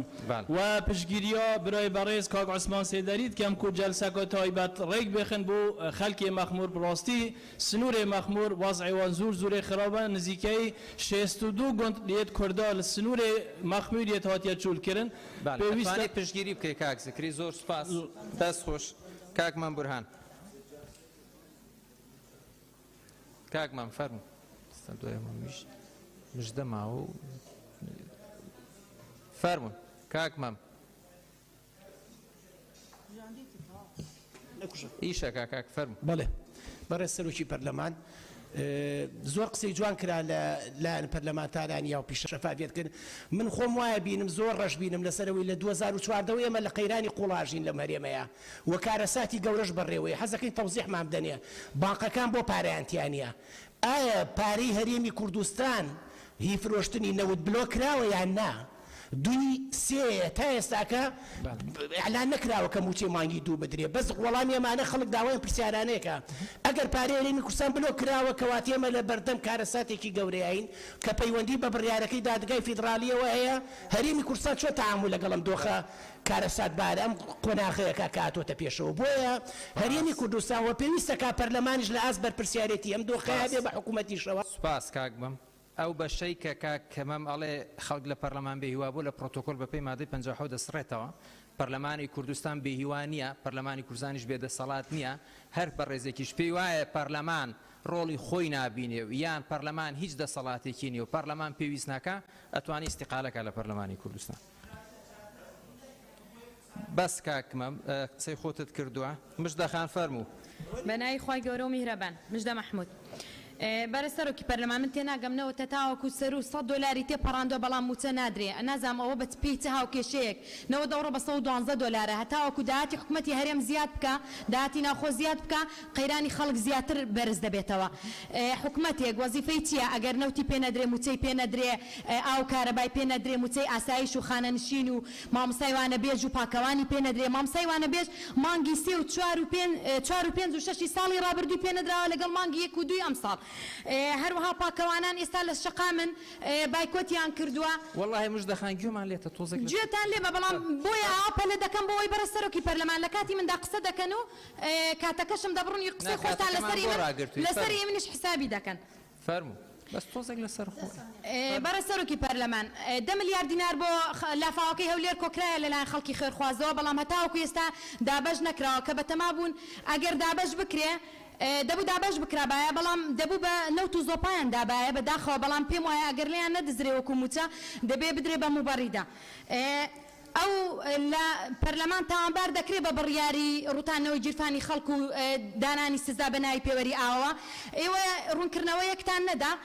خانەنشین هەیە 220,000 وەردەگرێ بەڵام سەرۆکی پەرلەمان قسە ماوە لە کاتی من بەناوی خۆی بەخشندە میرەبان من بەپێی مادە 66 لە پەیڕێی ناوخۆی پەرلەمان قساکەم بەڕێ سەرۆکی پەرلەمان دوای چەندین نووسراوی فەرمی داواکاری گشتی مامۆستایانی وانەبێژ و دەرچوانی زانکۆ پەیمانگاکان لەو پێناوەشدا چەندین پرسیار و یاداشت و داواکاریمان بەدەست کردوێتەوە بۆیە داواکارین بە چەند میکانیزمێکی یاسایی پەیڕێی وەڵامێکمان هەبێت بۆ ئەم پرسە وەڵامێکتان هەبێت بۆ ئەم پرسە کە لە کۆتایی ئەم خولەدان بۆ ئەوەی ببێتە سەروەریەک بۆ ئەم دامەزراوەیە کە بە پلانێک دامەزراندن و بە هەمیشەییکردنیان بۆ هەموو ئەو مامۆستانی وانەبێژە بکرێ و وەساڵی خوێندن بەرەو کۆتایی دەڕات بەداخەوە گرفت لە هۆڵەکانی خوێندن دروست بۆ بایکۆتی هۆڵەکانی خوێندن کراوە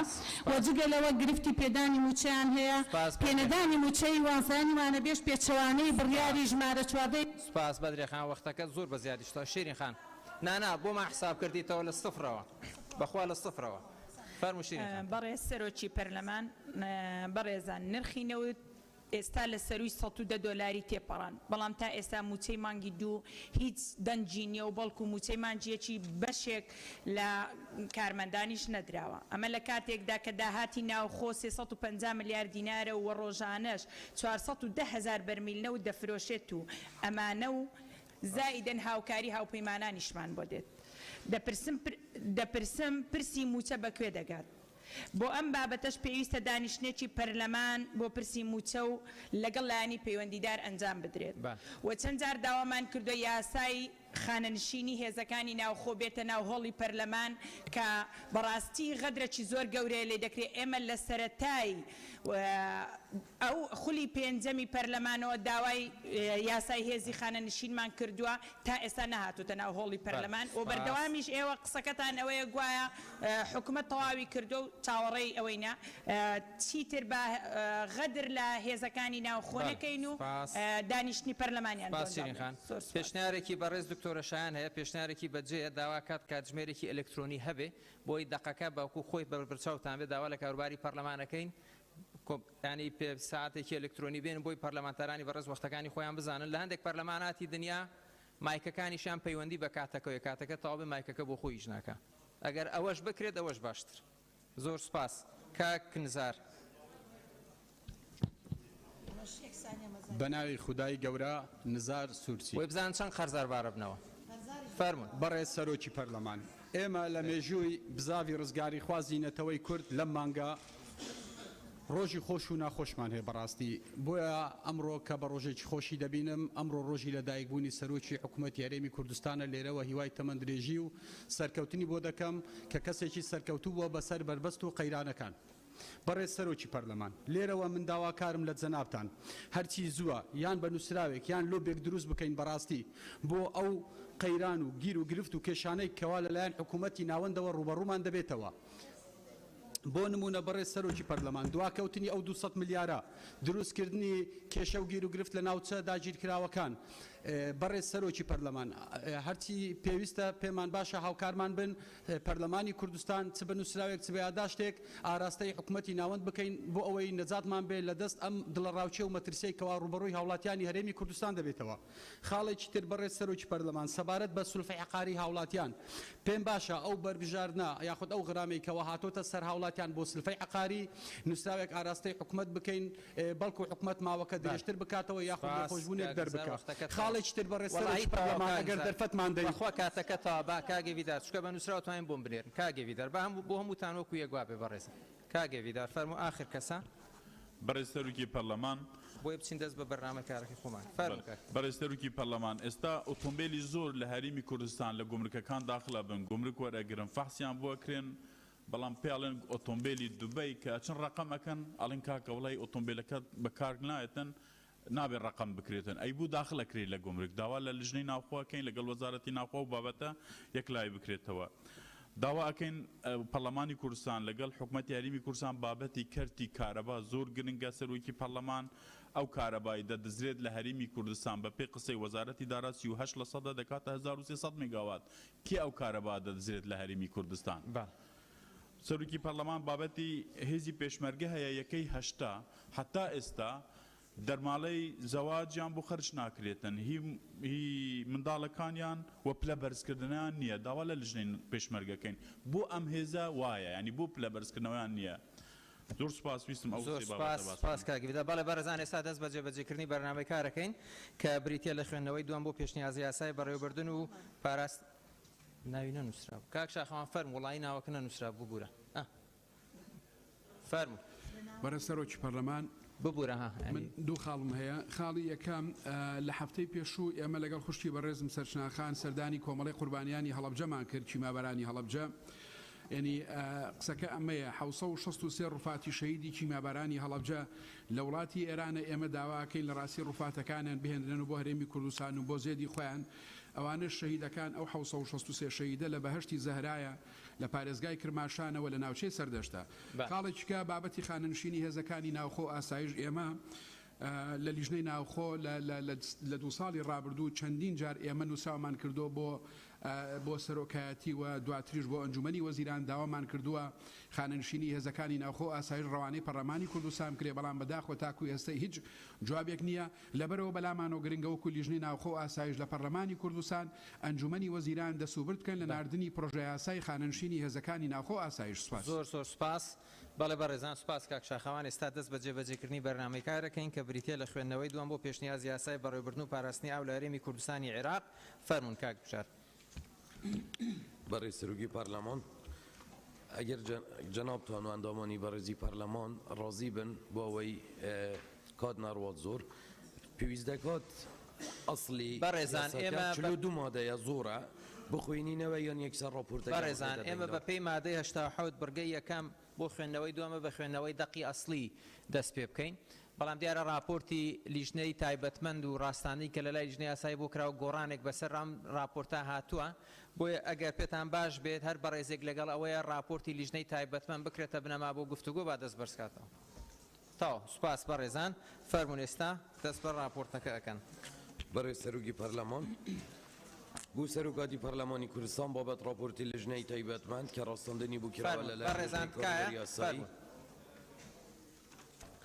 لیژنەی کاروباری یاسایی ڕۆژی چوارشەممە ڕێکەوتی 15/12/2021 کاتژمێر 11 پێشنیوەڕ و کۆبوونەوەی خۆی ئەنجامدا بە مەبەستی پێداچوونەوە و داڕشتنی یاسایی و دڵنیابوون لە دژنەبوونی دەقەکان لەگەڵ دستور و یاسا کارپێکراوەکان بە پێی حکومەکانی مادە 85 بڕگەکانی یەکەم و سێەم تایبەت بە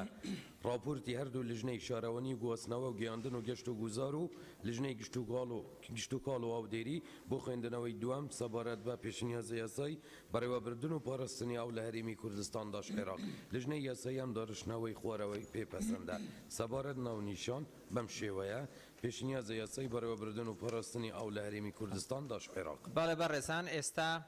لە پێشنیازەوە دەست لە ناونیشانەوە دەست پێەکەن هەر بەڕێزێک ئەوێت گفتوگۆ لەسەر ئەمە بکات بە ناوی خۆی تۆمارکات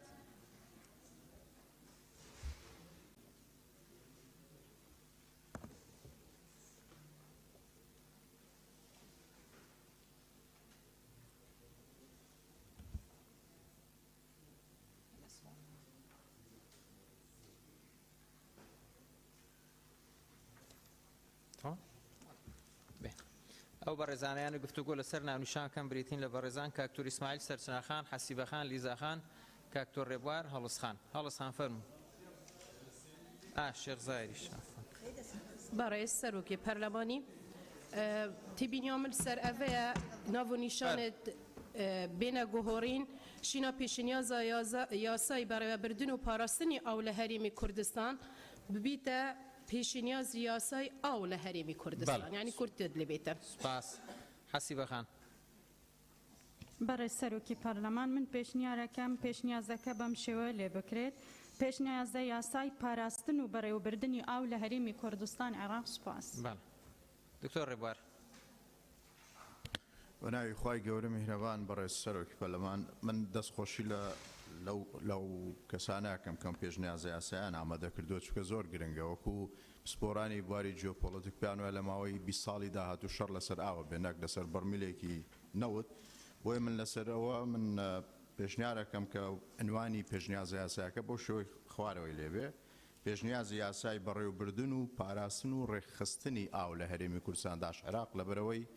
ناکرێت باز لە بەڕێوەبردن و پاراستنەکە ئەگەر ڕێکخستن نەبێ لە دەقەکانی پێشنیای یاسایەس بە شێوەیەک لە شێوەکان باز لە ڕێکخستنەوەی سەرچاوەکانی ئاوەکە لە هەرێمی کوردستان. بەڵێ سوپاس. لیزا خان.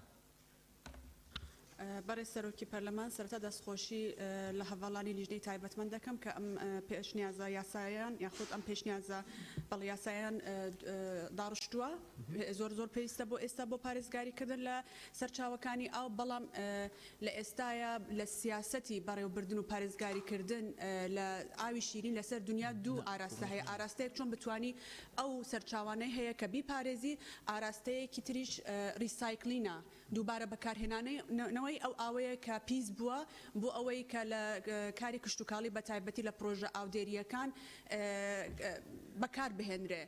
بۆ نمونە ئێمە پارکی سامی عەبدوڕەحمانمان هەیە من ئەمێ بە شێوەیەکی ئەم لەسەر پرۆژەکە قسە بکەم و ئەگەر لە ناونیشانەکە لیزاخانی بە شێوەیەکی ئەم دەمەوێت قسە ناکرێت لە ناوڕۆکەکە هیچ باس لەو بابەتە نەکراوە کە زۆر گرنگە تەنها دەمەوێت وەڵامێکی لیژنەی تایبەتمەندەکان وەربگرم ئایا ئەکرێ لە مەودووە جەیەک بۆ ئەو بابەتەش بکرێتەوە لە ناو ئەم پرۆژە یاسایە چکو زۆر گرنگە دووبارە بەکارهێنانەوەی ئەو ئاوانەی کە پیس بووە ئاوی بە تایبەتی ئاوەڕۆکان دەتوانرێت بەکار بهێنرێتەوە. بۆ نمونە ئێمە لە هەولێر پارکی سامی عەبدوڕەحمانمان هەیە کە ڕۆژانە ڕەنگە پێویستی بە ئاوێکی زۆر خەیاڵی شیرین هەبێ بۆ ئەوەی ئاو بدرێت ئەو ئاوەش حیفە کە بەکارهێنرێت بۆ دووبارە بەکارهێنانەوەی بۆ سەوزای چکو ئەو ئاوی خواردنەوەیە ئەو ئاوەیە کە لە ماڵان بەکاردێنێت دەتوانرێت سیستەمێک بەکار بهێنرێ کە هەم بتوانین ئاوە شیرینەکە پارێزگاری لێ بکەین هەم دووبارە ئەو ئاوەی کە بەفیڕۆ ئەچێ بەکاری بهێنینەوە. تەنها دەمەوێت پرسیار لە لیژنەی تایبەتمان بکەم کە ئایا ئەتوانن لەم پرۆژەیە جێی بۆ بکەنەوە. زۆر سوپاس. سەرچناخان. بەڕێز سەرۆکی پەرلەمان منیش پشگیری لە وتەی مامۆستا هەلیز دەکەم کە بەڕێوەبردن و پاراستن دەمێت هەر یاسای ئاو لە هەرێمی کوردستان بگەردێت. کاک شێخزایر. بنای خۆی گەورە بەڕێز سەرۆکی پەرلەمان پێشنیازە یاسای بەڕێوەبردن و پاراستنی ئاو لە هەرێمی کوردستان من پێشنیازەکەم بکرێتە سامانی ئاو لە هەرێمی کوردستان چونکە لە ناوڕۆکی یاسایەکەدا هاتووە یاخود پێشنیازە یاسای بەڕێوەبردن و سەرچاوەکانی ئاو لە هەرێمی کوردستان کە ئەمانەش هەردووچیان لە مادەی سێ و لە هۆکاری دەرچواندنی یاساکە هاتن و زۆر سوپاس. سوپاس. کاک دکتۆر ئیسماعیل. کاک دکتۆر ئیسماعیل. بله سروکی پارلمانی از بین مهندی عنوان مختصرتر بید کورتر بید پتر رمان خودش بر هندی از پیشگیریا خوشگاه الاسخان و سرچنار کم ببیته پیشنیاز یاسایی آو لحریم کردستان پیتوینا که تفادیل قلب بری و بردن و پاراستن همو دگیری دوا. سپاس. بدری خان فرمو. بەڵێ بەڕێز سەرۆکی پەرلەمان سەبارەت بە ناونیشان پێشنیاسای بەڕێوەبردن و پاراستنی ئاو لە هەرێمی کوردستان داژێڕا بەڕای من پاراستن پێش بەڕێوەبردن بخرێت پاراستن و بەڕێوەبردنی ئاو باشترە پاراستنەکە پێش. سوپاس بدری خان. لیژنەی تایبەتمان ئەگەر فەرمون بە کاک عەبدوستار وەکو لیژنەی سەرۆکی فەرمون اینجا کاک بژار.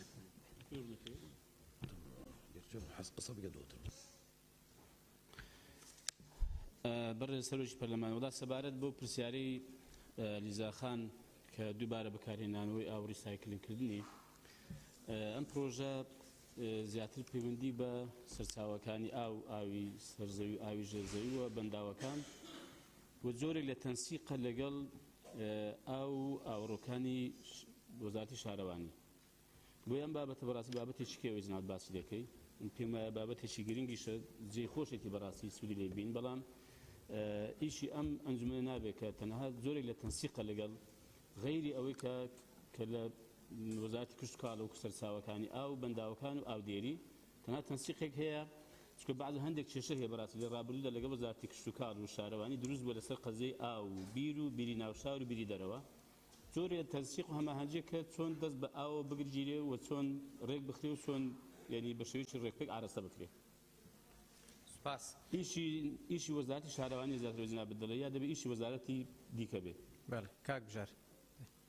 برای سەرۆکی پەرلەمان قسەکانیم کرا لەلایەن کاک عەبدولستار مەجید هەر ئەوە بوو وەڵامی پرسیاری لیزاخان بوو لێرەوە سەبارەت ناونیشان من لێرەوە کوێندان پەرلەمان منیش پێشنیارێکم هەیە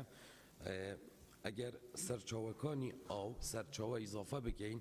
یان بەم شێوەیە پێشنیازی یاسایی بەڕێوەبردن و پاراستنی ئاو و سەرچاوەکانی چونکە ئەمە دوو بابەتی لێک گیان لەگەڵ ئاو لەگەڵ ئاوانەی کە دێتە ناو سنتەری شار یان داخلی تۆڕ و بنچینەکانی ئاو دەبێ بۆیە سەرچاوەکانی ئاو پێشنیار دەکەم ئیزافە بێ زۆر سپاس خەدیجە خان فەرمو بەڕێ سەرۆکی پەرلەمان وڵا زۆر باسی ئەوە کرا کە وشەی ڕێخستن بێتە ناو نیشانەکە یاخود پاراستن بخرێتە پێش بەڕێوەبردن دەمەویست ئەوە بڵێم کە خۆی بەڕێوەبردن وەکو پرۆسەیەکە ینی کۆمەلە کار ڕەخۆی دەگریتن کە ینی چەند کار و ئەرکی تر لە ناو پرۆسەی بەڕێوەبردن بوونیان هەیە یەکەمیان پلاندانانە دووەمیان ڕێخستنە و هەروە ئاراستەکردن و لە کۆتاییدا چاودێریکردنە بۆیە ینی ئەو مەسەلە ئەو پرۆسەی کە دەڵێن بەڕێوەبردن ئەوانە هەمووی لە خۆ دەگرێتن و کە بە شێوەیەکی باش ئاوان بەڕێوەبرد حتما دواتر پاراستنی ئاویش لە نەتیجەکەی بەردەست دەبێت سپاس مادە یەک فەرمون بەناوی خی بەخشندە میهرەبان بەڕێز سەرۆکی پەرلەمان بەشی یەکەم پێناسە و ئامانج مادەی یەک بۆمە بەس حکومەکانی ئەم یاسایە ئەم زارا و دەسەواژانەی خوارەوە ماناکانی بەرامبەریان دەگەیەنن یەکەم هەرێمی کوردستان داش عێراق دووەم ئەنجومەنی ئاو لە هەرێم سێەم وەزارەتی کشتوکاڵ و سەرچاوەکانی ئاو پێنجەم سندوقی پاراستن و بژاردنەوەی سەرچاوەکانی ئاوی هەرێم شەشەم سەرچاوەکانی ئاوی سەرزەوی و ژێرزەوی بە هەموو سەرچاوەکانیەوە و ئاوی قورس و ئاوەڕۆکانیش دوای چارەسەرکردنیان دەگرێتەوە حەوتەم ئاوی سەرزەوی ئاوی زێ ڕووبار کانیاو ئاوی ڕۆیشت و کۆگا سروشتی و دەستکردەکان و ئاوی چارەسەرکراویش دەگرێتەوە هەشتەم ئاوی ژێرزەوی ئەو ئاوەی کە لە ژێر ڕووی زەویدا هەیە قوڵایەکەی هەرچەند بێت دەگرێتەوە نۆیەم پاراستنی سەرچاوەکانی ئاو پرۆسەی گشتی تەکنیکی و یاساییە کە دەبێتە هۆی بەرزکردنەوەی توانستی بەردەوامی ئاو بەردەوام بەردەستبوونی و ڕێگرتن لە کەمبوونەوە و بەفێڕۆدان و پیسبوونی دەیەم بەڕێوەبردنی سەرچاوەکانی ئاو پرۆسەیەکی ڕێکخراوە کە دەبێتە هۆی بەردەوامی و باش بەکاربردنی سەرچاوەکانی ئاو لە ڕووی چەندایەتی و چۆنایەتی بۆ هەموو بەکاربەرانی یازدەم بژاردنەوەی سەرچاوەکانی ئاو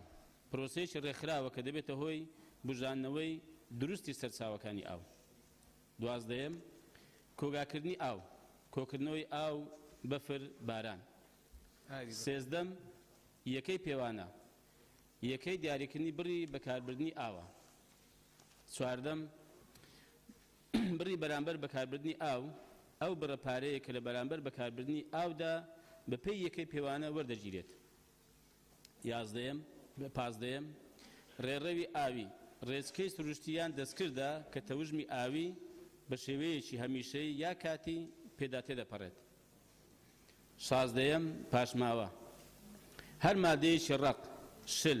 گازی کیمیایی میکرۆب ڤایرۆسی تیشکدار یا گەرمکراو کە دەبێتە هۆی پیسبوونی ئاو حەفدە ئاوی قورس ئەو ئاوەی کە لە یەکەکانی نیشتەجێبوون پرۆژە پیشاسازیەکان شوێنە خزمەتگوزاریەکان و هەر بارێکی دیکەدا بەکار هاتووە و پاشماوەی تێدا نیشتوو یان تواوەتەوە هەژدەم پیسبوونی ئاو هەر پرۆسەیە کە ببێتە هۆی گۆڕینی خەستەت و پێکاتە بنەڕەتیەکانی ئاو دەگرێتەوە بە زۆرێک زیان بە ژیانی مرۆڤ و زیندەوەران و ژینگە بگەێنێت نۆزدەیەم ئاوی چارەسەرکراو ئەو ئاوەیە کە پاکراوەتەوە لە هەموو جۆرە پاشماوەیەک بیست سوودمەندان ئەو لایەن و کەسانە دەگرێتەوە کە مافی بەکاربردنی ئاویان بە پێی حکومەکانی ئەم یاسایە هەیە 21 بە فێڕۆدانی ئاو زیاد بەکاربردن یا خراپ بەکارهێنانی سەرچاوەکانی ئاوە بە ئەنقەست بێدیان لە ئەنجامی کەمتەرخەمی 22 هاوسەنجی ساڵانەی ئاو دەرهێنان و بەکاربردنی ئاو بە بڕێک کە یەکسان یا کەمتر بێت لە ئاوی بەدەستهاتوو لە هەمان ساڵدا. سپاس. بەڵێ بەڕێزان هەر بەڕێزێکەوێت لەسەر مادەیە گفتوگۆکە با ناوی تۆمارکات. ئەمڕۆ تامەش تاو نەکەین کۆبوونەوە هەڵناگرین بەڕێزان، جا احتیاتی خۆتان وەرگرن. ڕێستە بێت ڕێستە وەرەگرین، بەڵام تا تەواوی نەکەین ئەم دانیشتە کۆتایی نایێت.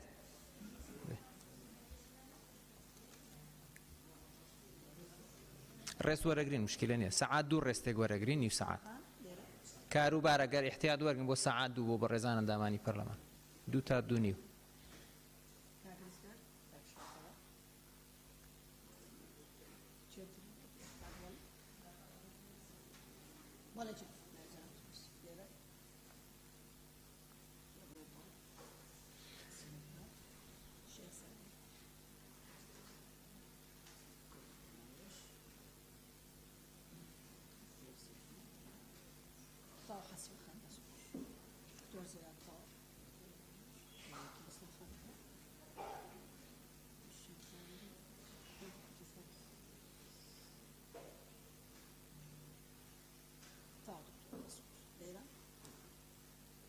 ئێرە هەر بەڕێزەگەیوێت گفتوگۆ کات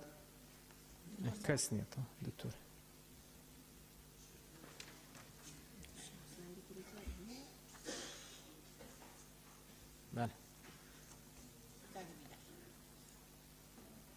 بەڵێ بەڕێزان ئەم بەڕێزانیان و گفتوگۆ لەسەر مادەی یەککەن کاکتۆر مەحێدین، کاکتۆر ئیسماعیل، کاک عومەر، مژدەخان، کاک مەم، سەرچنارخان، هەڵسخان، خاتو گوڵستان سعید، کاک ڕزگار، کاک شاخەوان، کاک شێخزایەر، کاک تۆڕیبار، حەسیبەخان، دکتۆرە گەلاوێژ، دکتۆر زێدان،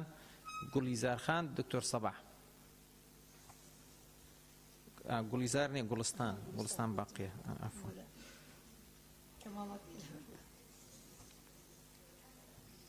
کاکتۆر سەباح فەرمو. کاک بەڵێنیش لەنجەخانیش. بەڕێز سەرۆکی پەرلەمان لە فەقرەی سێ لە وەزارەتی کشت و کاڵ و سەرچاوەکانی ئاو پێم باشە وەزارەتی شارەوانی زیاد بکرێت، چونکی ئەویش معنیە بەو بابەتە. زۆر سوپاسان دەکەم. زۆر سوپاس کاکتۆر. کاک ڕزگار. بەڕێز سەرۆکی پەرلەمانی کوردستان مادەی یەک بە نمونە بڕگەی 21 بە فیڕۆدانی ئاو زیاد بەکاربردن یان خراپ بەکارهێنانی سەرچاوەکانی ئاو. ئەمە لێرە باس بە فیڕۆدانی ئاوەکە یا بە پیسبوونی ئاو، بەڵام سزاکەی چییە؟ ینی بەس هەر باس ئەوەکە ئاو کۆ بکرێتەوە ئەوە بکرێوەگە لەلایەن مەسەلە دیاری نەکردووە کێ ئەبێتە هۆی بە فیڕۆدانی یا پیسبوونی سزاکەی چییە؟ ینی بەس هەر باس ئاوەکات. سپاس. باڵێ سوپاس. کاک مەم بورهان. بەڕێز سەرۆکی پەرلەمان دەربارەی مادەی یەکەم من ئەم پێشنیازانم هەیە بۆ لیژنە پەیوەندیدارەکان و بۆ ئیخمە بەردەم پەرلەمانتانان بەنسبەت بڕگەی پێنجەم لە مادەی یەک پێشنیازەکەم هەر سندوقی سەرچاوەکانی ئاوی هەرێم پاراستن و بژانەوەکەی لابرێر سندوقی سەرچاوەکانی ئاوی هەرێم بمێنێتەوە. بەنسبەت بڕگەی 12ەم کۆگاکانی ئاو پێناسەکە بەم شێوەی لێکرێت کۆکردنەوەی ئاوی بەفر و باران و زێ و ڕووبارەکان و زێ و ڕووبار و کانیاوەکان دەگرێتەوە. کۆکردنەوەی ئاوی بەفر و باران و زێ و ڕووبار و کانیاوەکان دەگرێتەوە. ئەوە کۆگاکردنی هەموو ئەو جۆرە ئاوەکانەکە پێشتر ئیشارتی پێکراوەکەینە. بەنسبەت 15ەمەوە ڕێڕەوی ئاوی ڕێچکەی سروشتیان دەستکردە کە تەوژمی ئاوی تەوژم واتە تەیار کەینە ئەوە من پێشنیازەکەم بەم شێوەی لێکرێ ڕێچکەی سروشتیان دەستکردە کە بە شێوەیەکی هەمیشەییان کاتی ئاوی پێدا تێپەڕ دەبێت. بەنسبەت بڕگەی 18ەم پیسبوونی ئاو هەر پێویست ناکات پرۆسەیەکە ببێتەوە یەکسەر گۆڕینی خەسڵەت و پێکهاتە بنەڕەتەکانی ئاو دەگرێتەوە کە زیان بە ژیانی مرۆڤ و زیندەوەران و ژینگە بگەێنێت. بەنسبەت 20 بڕگەی 20 ئەو سیفەیە کە سوودمەندن یعنی سوودمەندان پێویست بۆ کوێ هەر سوودمەند یعنی سوودمەند چیە سوودمەند ئەو لایەن و کەسانە دەگرێتەوە کە مافی نەک مستەهلیک بەکاربردن کە مافی بەکارهێنانی ئاویان بەپێ حکومەکانی ئەم یاسایە هەیە بەکارهێنان بۆ 21 بە فێڕۆدانی ئاو دیسانەوە مستەهلیک بەکاربەر واتە بەکاربردن ئیستیهلاک بەکار نەهێنرێت پێشنیاز دەکەم زیاد بەکارهێنان یان خراپ بەکارهێنانی سەرچاوەکانی ئاوە بە ئەنقەس بێدیان لە ئەنجامی کەم تەرخەمی و سپاس. سپاس کاکتۆر مەحیدین.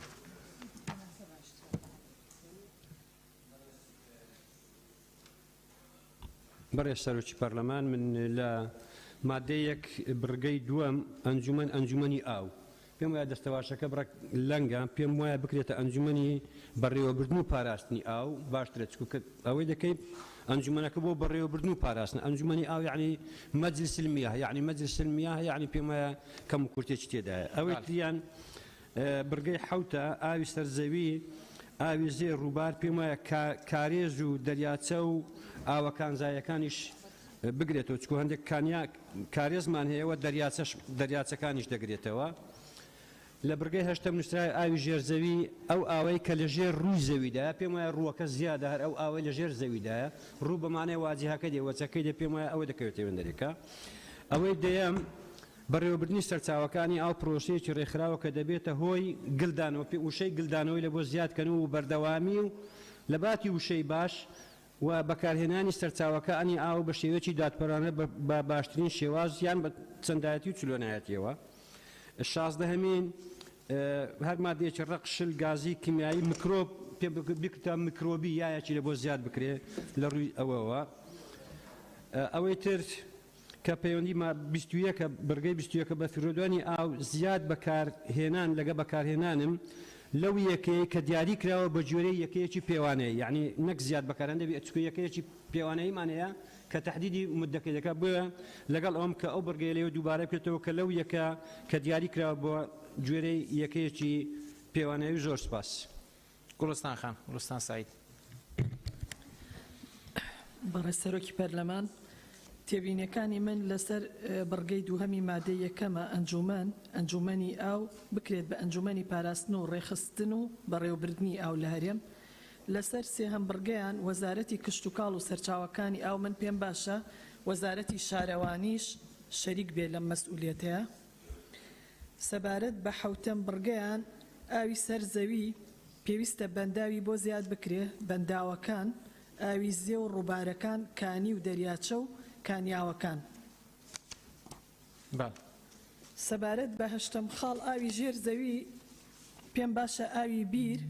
زیاد بکرێت ئاوی بیر و ئەو ئاوەی کە لە ژێر ڕووی زەویدا هەیە چکە ئاوی بیریش سەرچاوەیەکە کە بەکارهێنرێت سەبارەت بە 12هەمیان کۆگاکردنی ئاو کۆکردنەوەی ئاوی بەفروباران و ڕووبار و زێ و کانیاوەکان زیاد بکرێ سەبارەت بە 16ەم پاشماوە کاڵێ هەرمادەیەکی ڕەقشل گازی کیمیایی میکرۆب کانزاییشی بۆ زیاد بکرێت چکە زۆر جار مادە کانزایەکانیش ئەکەونە ناو ئاوەکانەوە سەبارەت بە سوودمەندان لەگەڵ ئەو هاوڕیانە هاوڕام کە وتیان لە جیاتی بەکاربردن بەکارهێنان بەکاربێت لە 21 بەفیڕۆدانی ئاو پێم باشە لە جیاتی زیاد بەکاربردن بکرێت بە زیادەڕەوی لە بەکارهێنان یان خراپ بەکارهێنانی سەرچاوەکانی ئاو بە ئەنقەس زۆر سپاس. دکتۆر زێدان.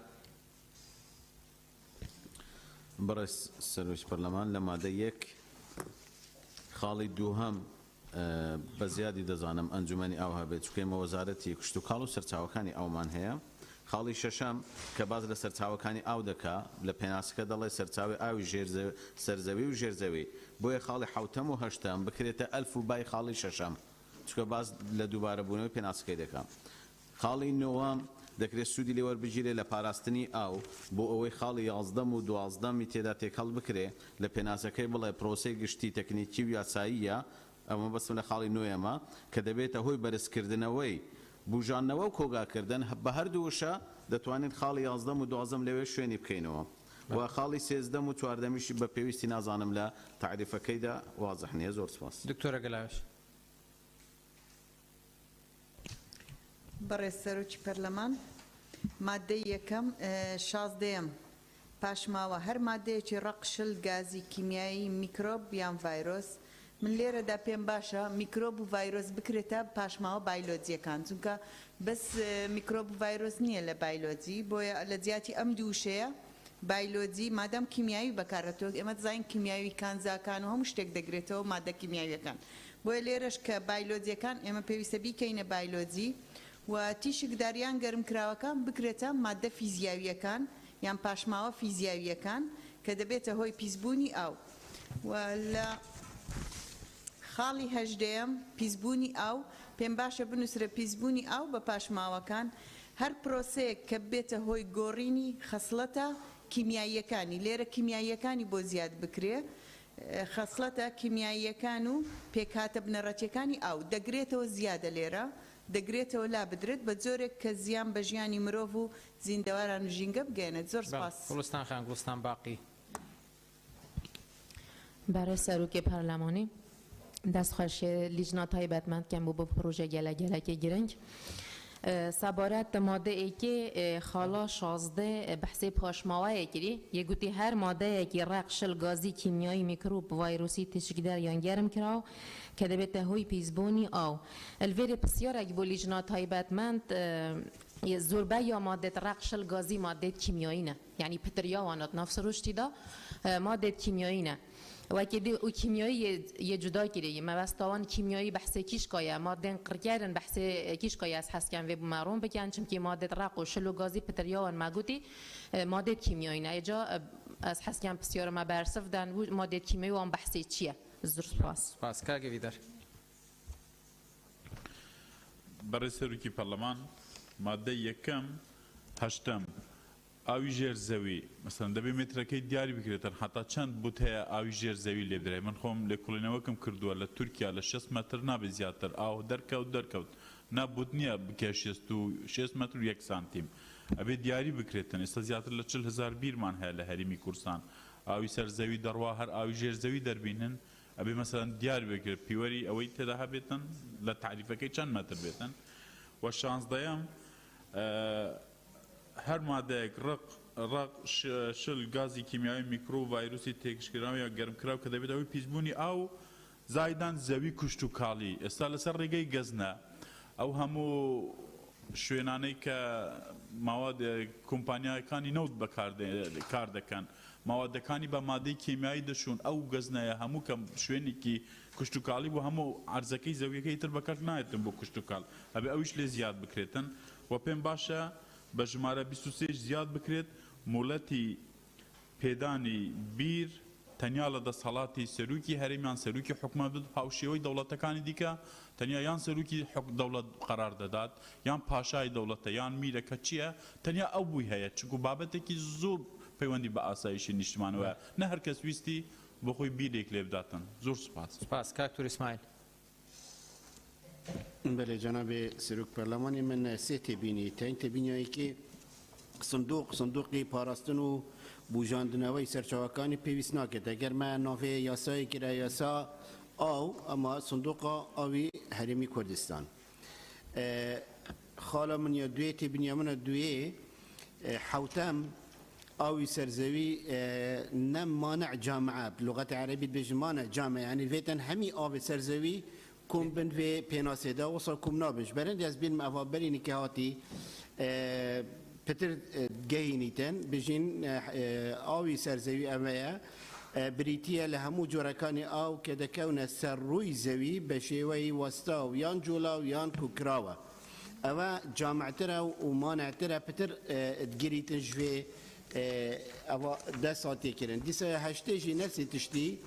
او جير زوي هر ببيتا او جير زوي بريتيا لهمو او اواني كلا عنبار سروشتيا كاني ناوي زوي دا كودا بيتاوا يا كورتا وجامع ما نعترل في تعبيري وزور سباس مجد خان والله برای سەرۆکی پەرلەمان لە مادەی یەک بڕگەی پێنجەم پێناسی سندوقی کردووە پێشنیار دەکەم وشەی سامانی ئای بۆ زیاد بکرێ بۆ شێوەیە سندوقی پاراستنی سامانی ئاو و بژانەوەی سەرچاوەکانی ئاوی هەرێ لە خاڵی هەشتم ئاوی ژێرزەوی بەو شێوەیە پێناسەکراوە پێشنیار دەکەم وشەی ئەو بەو شێوەیە بکرێ و سامانە ئاوەیە کە لە ژێر زەویدا هەیە وشەی ڕوولا ببرێ ڕوو دەلالت لە بەرامبەر دەکات نەوەکو ژێر زەوی پێم وایە هەڵەیە ئەوە لەوێدا هەبێ لە بەرگەی دێم وشەی بەکاربردن بکرێتە وشەی بەکارهێنان بگۆڕێ و خاڵی 12 کۆگاکردنی ئەو ئایا بۆ ئەوەیان ڕوونکردنەوەیەکم دەوێت عزیێت نەبێ و ئەوانە دەگرێتەوە کە لە هەندێک پرۆژەدا گل دەدرێتەوە یاخود ئەو ئەوانەی کە ڕیسایکلین دەکرێتەوە چکە بابەتەکە بەرگەکە باز لە کۆگاکردن دەکات خاڵی 13 من پێم وایە یەکەی پێوانە مەبەستی پێوەری ئاوە کە جارێکی دیکە بۆ دووەم جارە بە نایاسایی دەیانەوێت پێوەری ئاو لەناو دوو یاسادا جێبکەنەوە لە ڕابردووداوە لابرا لە یاسایەکی دیکەدا لەوەشیان تەسەوڕ دەکەم یەکەی پێوانە مەبەستی پێوەری ئاو بێ لە خاڵی 13دا پێناسی یەکەی پێوانەی کرۆ لە 14دا دەڵێ بڕی بەرامبەر بەکاربردنی ئەو بڕەپارەیە کە لە بەرامبەر بەکارهێنانی ئاودا بە پێی یەکەی پێوانە وەردەگرێ یەکەی پێوانە ئەکید تەسەوڕ دەکەم ئەوە بێ پێوەری ئاو بێ بۆیە ناکرێت پێوەرێکی سەقەت لە ناو یاسا بخزێنرێتە ناو یاسایەک و بەسەر خەڵکدا بسە پێندێ سەرباری ئەو هەموو سزا و بێ ئاوەی کە خەڵک هەیەی لە بەرامبەر پێوەری ئاو دەست ئێستا خەڵکی چەمچەماڵ و دەربەندی خان دەخنکێن لە تینوان و لە ئاوی پیسدا بەڵام پارەی باجی پێوەری لێ وەردەگیرێ یعنی چۆن دەبێت لێرە پێوەر بستە پێندرێ هیوادارم لیژنە ڕوونکردنەوەیەکمان پێ بدەن ئازێر نەبێ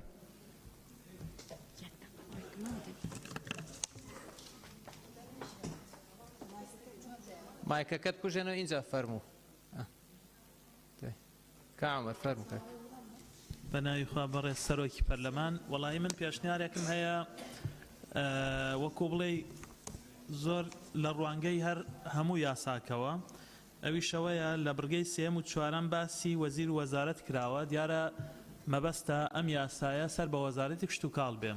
پێشنیارێک بۆ هەردوو لیژنەی بەڕێزەکەم ئەم یاسایە بسپێرێت بە دەستەیەکی سەربەخۆ بۆ پاراستن و بەڕێوەبردنی ئاو زۆرێک لە ئەندام پەرلەمانە بەڕێزەکان باسی گرنگی ئاویان کرد کە چەند چەکێکی استراتیژیە چەند سامانێکی استراتیژیە چەند بایەخی هەیە بۆ ئێستا و ئایندەی کوردستان بۆیە من پێشنیارەکەم لەم خاڵی سێم و چوارەمەی پێناسەکان بگۆڕێت بۆ پێناسەی دەستەی بەڕێوەبردن و سەرپەرشتی ئاو و لە مادەی هەژدەش بە هەمان شێوە ئەو دەستەیە جێگەی بکرێتەوە لە ڕوانگەی بایەخ و گەورەی ئاو بۆ ئێستا و ئایندەی هەرێمی کوردستانم پێشنیارەکەم هیوادارم لیژنە بە وردی دیقەت لەم پێشنیارە بدەن و زۆر سپاسیان کاک بەڵێن بەڕێز سەرۆکی پەرلەمان تێبینیەکانی من ئەوەی بڕگەی پێنجەم من لە مادەی لە ناونیشانەکە لە ڕاستی ناوم نەنووسی بوو بەس پشتیوانی لەو بۆچوونەی دکتۆر ڕێبوارەکەم کە وشەی ڕێخستنی بۆ زیاکرێەوە لێرەش سندوقەکە بکرێتە سندوقی ڕێخستن و پاراستن و بژانەوەی سەرچاوەکانی ئاوی هەرێم بڕگەی 12 هەم کۆگاکردنی ئاو پشتیوانی لە قسەکانی کاگمەمەکەم ئەگەر داڕشتنەوەکە نوعیشی تر بێەوە برادرانی لیژنە ڕێکی بخەنەوە کۆگاکردنی ئاو کۆکردنەوەی ئاوی بەفر و باران و سەرچاوەکانی تری ئاو خاڵی بڕگەی 21 بە فیڕۆدانی ئاو زیاد بەکاربردن پشتیوانی لەو بەڕێزانە ئەەکەم کە بکرێ بە زیاد بەکارهێنان زۆر سوپاس کاک شەخەوان بەرە سەرۆکی پەرلەمان مادەی یەک بڕگەی 12 و بڕگەکانی 12 و 21 دیارە بابەتی ئاو بابەتێکی گرنگ و گەورەیە بابەتێکی مۆزوعیشە بەنسبەت وڵاتی ئێمە و هەرێمی کوردستان بەداخەوە تاکو ئێستا نەتوانرا وەکو پێویست ینی لەسەر مەسلەی گلدانەوەی ئاو و با بڵێن پاشەکەوتکردنی ئاو ئەوانە ینی شتێکی گرنگ و شتێکی حسابی ئەوە بکرێت و کۆنتترۆلکردنی ئاو ئەکرێت لە ڕاستی بە میکانیزمێک ڕێک بخرێ بۆ ئەوەی بتوانێت لە داهاتوە ئیسفادەی باشی لێ بکرێ جگە لە وڵاتی ئێمە و هەندێک لە وڵاتانی ڕۆژهەڵاتی ناوەڕاست ئەوی زۆر بەکەمی لە هیچ وڵاتێکی دنیا تەنکی سەربان نییە ینی ئاو بۆ بە بەشێک لە ژیان و لە حیاتی خەڵکوەوە لەبەرەوە هیوادارین ینی ئەم بابەتە ینی ئەم مۆزوعی جگە لە وەزارەتی با بڵێن کوشت و کاڵ و سەرچاوە ئاویەکان ینی وەزارەتی شارەوانیش داخل بکرێت چونکە ئەمە ڕەبتی زۆریان بەیەکەوە هەیە و بە تایبەتی لە ڕاستی ئەنی بۆ مەسلەی گلدانەوەی ئاو لە مەوسومی هاوینە پێویستە لە ڕاستی حکوومەت بە تایبەتی وەزارەتی سامانە سروشتەکان و وەزارەتی شارەوانی ئامادەکاری بکەن بۆ مەوسومەکانی هاوین چونکە هەمومان نەزانین لە مەوسومی هاوینا گرفتی گەورەی کەم ئاوی لە هەرێمی کوردستان سەر هەڵەدا و پشتیوانی قسەکانی برای بەڕێزم کاک بەڵێن و کاک دکتۆر ڕێبوارەکەم سوپاس. کاک شێخ زایر. بەڕێز سەرۆکی پەرلەمان، بەڵام چەند تێبینیەکم هەیە لەسەر مادەیەک. خاڵی دووەم ئەنجومەنی ئاو لە هەرێم. پێم باشە بکرێتە ئەنجومەنی بەڕێوەبردننی سامانی ئاو لە هەرێم. خاڵی حوتام پێناسەی ئاوی سەرزەوی، ئاوی زێ ڕووبارکانیا و ئاوی ڕۆیشت و کۆگای سروشتی دەستکردەکان و ئاوی چارە سەرکراوی دەگرێتەوە. پێم باشە پێناسەکەی بەم شێوەیە لێ بکرێ. ئاوی سەرزەوی هەر ئاوەیە کە لەسەر ڕووی زەوی بێت وەک ئاوی زێ و ڕووبار و کانی و کارێزەکانیشی بۆ زیاد بکرێت، ئاوی ڕۆیشت و کۆگای سروشتی و دەستکرد و یان چارە سەرکراویش دەگرێتەوە. خاڵی هەشتم ئاوی ژێرزەوی ئەو ئاوەی کە لە ژێر ڕووی زەویدا هەیە قۆڵایەکەی هەرچەند بێت دەگرێتەوە. پێم باشە پێناسەکەی بەم شێوەیە لێ بکرێت. ئاوی ژێرزەوی ئەو ئاوانە دەگرێتەوە کە لە ژێر زەویدا هەن قۆڵایەکەیان هەرچەندێک بێت. دوازدەیەم کۆگاکردنی ئاو، کۆکردنەوەی ئاوی بەفر و بارانە. پێم باشە بەم شێوەی لێ بکرێت کۆگاکردن و گلدانەوەی ئاو، کۆکردنەوەی ئاوی بەفر و باران و هەر ئاوێکی سەرڕووی زەوی. خاڵی سێزدەم یەکەی پێوانەی یەکەی دیاریکردنی بڕی بەکاربردننی ئاو، بڕی بەکارهێنانی ئاو، بەکارهاتووی ئاو. نۆزدەیەم ئاوی چارەسەرکراو ئەو ئاوەیە کە پاکراوەتە لە هەموو جۆرە پاشماوەیەک. پێم باشە لە زیاتی چارەسەرکراو بکرێتە ئاوی پاکراو ئەو ئاوەیە کە پاکراوەتەوە لە هەموو جۆرە پاشماوەیەک. 20 سوودمەندان لێرانە جەمعە، ینی وشەیەکی پێم وابی لە شوێنی خۆیدانیە سوود بکرێتە سوودمەند لە ئاو. سوودمەند لە ئاو ئەو کەس و لایەنە سروشتی و معنەویانە دەگرێتەوە کە مافی بەکاربردننی ئاویان هەیە بە پێی حکومەکانی ئەم یاسایە. بەڵێ، زۆر سوپاس. زۆر ڕێبوار. وەڕێز سەرۆکی پەرلەمان، لەو مادەی کە پەیوەستە بە پێناس و ئامانجەکانیان پێشنیازە یاسای لە ڕاستیە کۆمەڵێک کەم و کورتی تایە. کۆی پێشنیازە یاسایەکە 25 مادەیە، بەڵام مادەی یەکەم 22 بڕگە لە خۆیە. عادەتەن ئەو کۆنسێپت و زاراوانە پێناسایەکری لە مادەیەکەمە کە زانستین یەک، دوو کە باونین واتە شایعنن. هەندێک لە زاراوی تێدا باوە ڕوونە پێویستی بەوە نییە کە پێناسە بکرێ. لەوانە بۆ نمونە بەڕێوەبردننی سەرچاوەکانی ئاو، بژانەوەی سەرچاوەکانی ئاو، ڕێڕەوی ئاو، ئەوانە ڕاستیەکەی کۆمەڵک زاراوەی باون هەممان نەزانین مانایچە، یان ئەوە تا لا برێ ئەم سێ زاراوەی یانەوە تا لێک بدرێتەوە. لە بڕگەی دووەم ئەنجومەن بەوە پێناسەکراوە ئەنجومەنی ئاو لە هەرێمی کوردستان. ڕاستیەکەی ئەنجومەنی ئاو با بڵێن پێناسەیەک مانایەکەی نادا بەدەستەوە و شیاو نییە بکرێتە ئەنجومەنی بەڕێوەبردننی ئاو لە هەرێم باشترە. بۆیە منیش پشتیوانی قسەکانی لە بڕگەی دۆم پشتیوانی قسەکانی دکتۆر محیەدین و خاتو گولستان سەعید و کاک شێخ زایرەکەم. زۆر سپاس. سەر چناغان. بەڕێز سەرۆکی پەرلەمان، سەبارەت بە بڕگەی شەشەم کە ئاڵە سەرچاوەکانی ئاو، دوای ئەوەش بڕگەی حوتەم ئاوی سەرزەوی و بڕگەی هەشتەمیش ئاوی ژێرزەوی، مادەم لە سەرچاوەکانی ئاوا پێناسی کردووە لە ئاوی سەرزەوی و ژێرزەوی بە هەموو سەرچاوەکانیەوە. پێم باشە ئەو دوو بڕگەی حوتەم وەشتە بخرێتە پێش سەرچاوەکانی ئاوەوە و کاتێکیش کە لە سەرچاوەکانی ئاوا باسی ئاوی قورس و ئاوەڕۆکان دەکات، ئەو دوانەش هەر ئاوی سەرزەوی و ژێرزەوی ئەگرێتەوە. پێناسی ئاوی سەرزەوی و ژێرزەوی هەردوو بڕگەکە ئاوای لێ بکرێت. ئاوی سەرزەوی بریتە لە هەموو جۆرەکانی ئاو کە دەکەونە سەرزەوی بە شێوەی وەستاو یان جوڵاویان کۆکراوە. ئیتر ئاوی قورسیش یا وەستاوە یا کۆکراوە یا جوڵاوەیە، پێویست ناکات لێرە بێتەوە. ئاوی ژێر زەویش یعنی بڵێ بریتە لە هەموو ئەوانەی کە لە ئەمبارە سروشتەکانی ناخی زەویدا کۆ دەبێتەوە. چکە ئەوانەی کە ئەم لە پێناسەکە هاتووە نمونەی هێناوەتەوە، وەڵێ وەکو ئەوە و نمونەش ناکرێت بە پێناسە ببێتەوە باسی بابەتەکە بکەیت، ئەو کاتە نمونەی لەسەر بێنیتەوە کە نمونە لە ناو یاسا یعنی ناکرێت، یعنی تۆ پێناسە بە نمونە بکەیت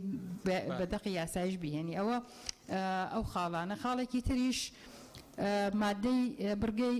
سیانزە و چواردە کە یەکەی پێوانە یەکەی دیاریکردنی بڕی بەکاربردنی ئاو دووەمی چواردەش بڕی بەرامبەر ئەوە کە پێناسەی کردووە بڕی بەرامبەر بەکاربردنی ئاو من ژوات تەسەورەکەم کە ئەمە باس لە پێوەری ئاو بێجا داوا لە لیژنەی تایبەتمەند دەکەین کە ڕوونکردنەوەمان باتێ ئایا مادەی بڕگەی سیانزە و چواردە مەبەستی لەو پێوەری ئاوەیە کە ئێستا ئەو هەموو گرفتەی دروست کردووە خاڵێکی تریش ئەگەر مەبەستی لەوە بێ ئەو دوو بڕگەیە ئێمە لەگەڵ ئەوان کەلا ببرێت و پشتیوانی لە قسەکانی دکتۆر ئیسماعیل سگیری شەکەم و سوپاس. هەڵس خان.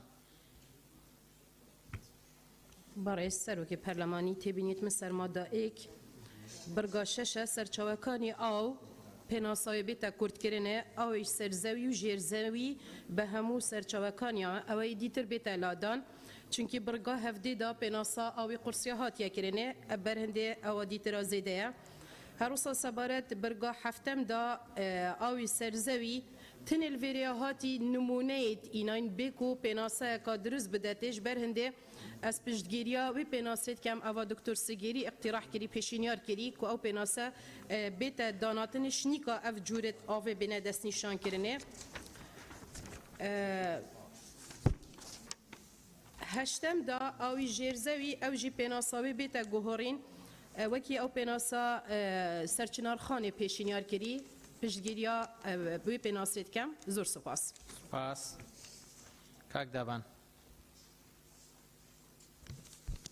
بەڕێز سەرۆکی پەرلەمان سەبارەت بە مادەی یەک بڕگەی شەشەم بڕگەی حەوتەم کە باس لە سەرچاوەکانی ئاوەکە ئاوی سەرزەوی ژێرزەوی بە هەموو سەرچاوەکانیەوە ئاوی قورس ئاوەڕۆکانی شوە هەروەها ئاوی زێر ڕووبارکانیا و ئاوی ڕۆیشتوو. ئەمانە یەکەی پێوانەیی لە هەرێمی کوردستانە هەیە بۆ بەکاربردنیان یاخود نەخێر بۆ نمونە ئاوی ڕووبار یەکەی پێوانەیی چییە بۆی کە کەسێک بەکارێهێنێ یان بۆ نمونە کارگەیەکی ئاو کە ئاو بەکەچکە لە نەتیجەیە هەموو خەڵکی کوردستان بە هەموو فیە جیاوازەکان یا بە هەموو کارگەکانی سوود لەم ئاوانە وەرەگریا بۆ نمونە زێر ڕووبارە بۆ نمونە جۆری تری سەرچاوەکانە کە دیاری کردووە قسەکە ئەی بەسمەوە بە مادەی سیانزەیەم و چواردەیەم یەکەی دیاریکردنی بڕی بەکاربردنی ئاوە بۆ نمونە فەلاحێکیان کەسێکە ئاوی ڕووبارێ بەکارێنێ یەکەی پێوانەکە چییە کە ئەم فەلاحە چەندێک ئاو بەکارێنێ یان کارگەیەکی ئاو چەندێک ئەم ئاوە بەکارێنێت دووهەم ئەمە بەریەکەوتن ڕۆدا لەگەڵ وەزارەتی شارەوانیە چکە لە نەتیجەیە هاوڵاتیانیش لە هەرێمی کوردستان هەریا ئاوی بیر بەکارێن یا ئاوی ڕووبارەکان بەکارێن یا ئاوی بەنداوەکان بەکارێنن لە کاتێکە ئێمە بۆ یەکەی پێوانەی کە لە هەرێمی کوردستانە تاوکو ئێستا هەیە تەنیا پێوەری ئاوە من نەمبیستەوە بۆ نمونە کارگەیەکی ئاو یەکەی پێوانەی بۆ دانرابێ یان بۆ نمونە کەسێکە کشت و کاڵەکە یەکەی پێوانەی بۆ دانرابێ و ئەوەشی کە هاوڵاتیان بەکارێنێ تا ئێستا ئەم یەکەی پێوانەی یاسامان نییە بووی پرۆسەیەکە کە خۆیان ڕێنماییان بۆ دەرکردووە دەیان جار تەجاوزیان کردووە سەر دەسەڵات و سەلاحیەتەکانی پەرلەمانی کوردستان بەبێەوەی ڕوونکردنەوەیەک لەم پەرلەمانە بەڕێزەوە بدرێت لە ڕێنمایەکەیانەوە کە وەزارەتی شارەوانی دەری کردووە نایاساییە بەڵام تاوەکو ئێستا ئیشی پێەکەن مادەی چواردەیەم بڕی بەرامبەر بەکاربەری ئەو بڕەیە کە لە بەرامبەر بەکاربردنی ئاو بە پێی یەکەی پێوانە بۆ نمونە یەکەی پێوانە بۆ بەکارێنانی ئاوی ڕووبارەکان چییە بۆ بیرەکان چییە بۆ مەسلەی کشت و کاڵ چییە بۆ کارگەکان چییە ڕوون نەکراوەتەوە و من پشتیوانی لە قسەکانی سەرچنارخانەکەم پشتیوانی لە قسەکانی مژدەخانەکەم بۆی کە ئەم دوو بڕگەیە لا ببرێ ئەگەر گرنگە یعنی کۆی باسەکە ئەوەیە کە ئێمە سەرچاوەکانی ئەومانەیە و لە بەرامبەرا بە فیڕۆدان نەدرێ بەڵام بەکارێنانی ئاوی ڕووبارەکان بیرەکان سەرچاوەکانی ئاو ئەم یەکەی پێوانەیە چییە کە ئەمە دیاریەکە تاوکو ئێستا نیمانەوە من بە زەڕوری ێزانمی یاسایەکمان هەبێ بە تایبەتی بۆ یەکەی پێوانەی بەکارێنانی ئاو بەڵام بەم شێوازە لێرەیە هاتووە دیسانەوە تووشێ و کێشەمانەکە کە وەزارەتی شارەوانی بە ڕێنماییەک جێبەجێ کردو و سواز بۆ بەڕێزە حەسی بەخان حەسی بەخان ماوەباتەوە بین بەڕێز سەرۆکی پارلەمان بۆ مادەی یەکەم پێشنیارەکەم بڕگەی دووەم ئەنجومەن بخرێتە دوای وەزارەت و بەم شێوەیە لێ بخرێتە دوای وەزیر ئەنجومەنیش بەم شێوەیە لێ بکرێ ئەنجومەنی بەڕێوەبردن و پاراستنی ئاو لە هەرێم و بۆ بڕگەی حوتام پشتگیری دکتۆر زێدانەکەم بەوەی بکرێت بە دوو خاڵ و چونکە پابند یعنی پەیوەستیەکی زۆریان هەیە لەگەڵ سەرچاوەکانی ئاو تاوکاری ئەبێ لە بڕگەی نۆمیش دیسا پشتگیری دکتۆر زێدانەکەم بڕگەی دوازدەم کۆگاکردنی ئاو بەم شێوەیە لێ بکرێ تەواوی سەرچاوە ئاویەکانی سەرزەوی دەگرێتەوە بڕگەی شازدەم پاشماوە بەم شێوەیە لێ بکرێ هەر مادەیەکی ڕاق شل گازی کیمیایی بایۆلۆجی تیشکدار یان گەرمکراو کە دەبێتە هۆی پیسبوون و تێکچوونی جۆری ئاو یان کەمکردنەوەی سوودی بەکارهێنانی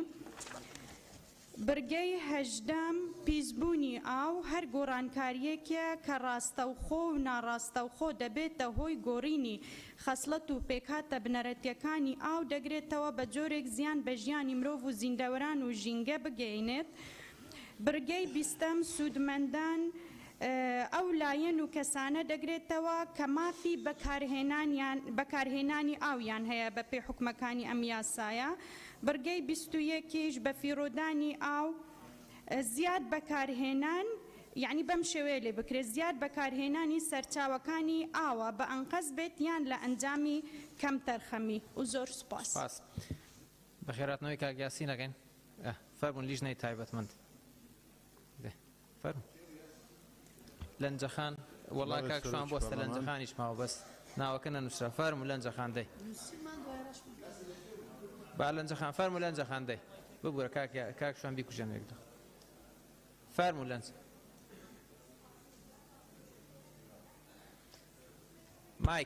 مایکەکە دیش گوێمان لێ نییە بەڕێز سەرۆکی پەرلەمان سوپاس بەس نازام کێشەک لێرە هەیە دایم یەکەم جار دەست زۆر جار نەکە دایم بمبورن بەڵێ ماشەڵا هەموو مادێک جەنابەت قسەت کردی تر کێشە لەکوایە فەرموکە لەنجەخان فەرمو لەنجەخان دەی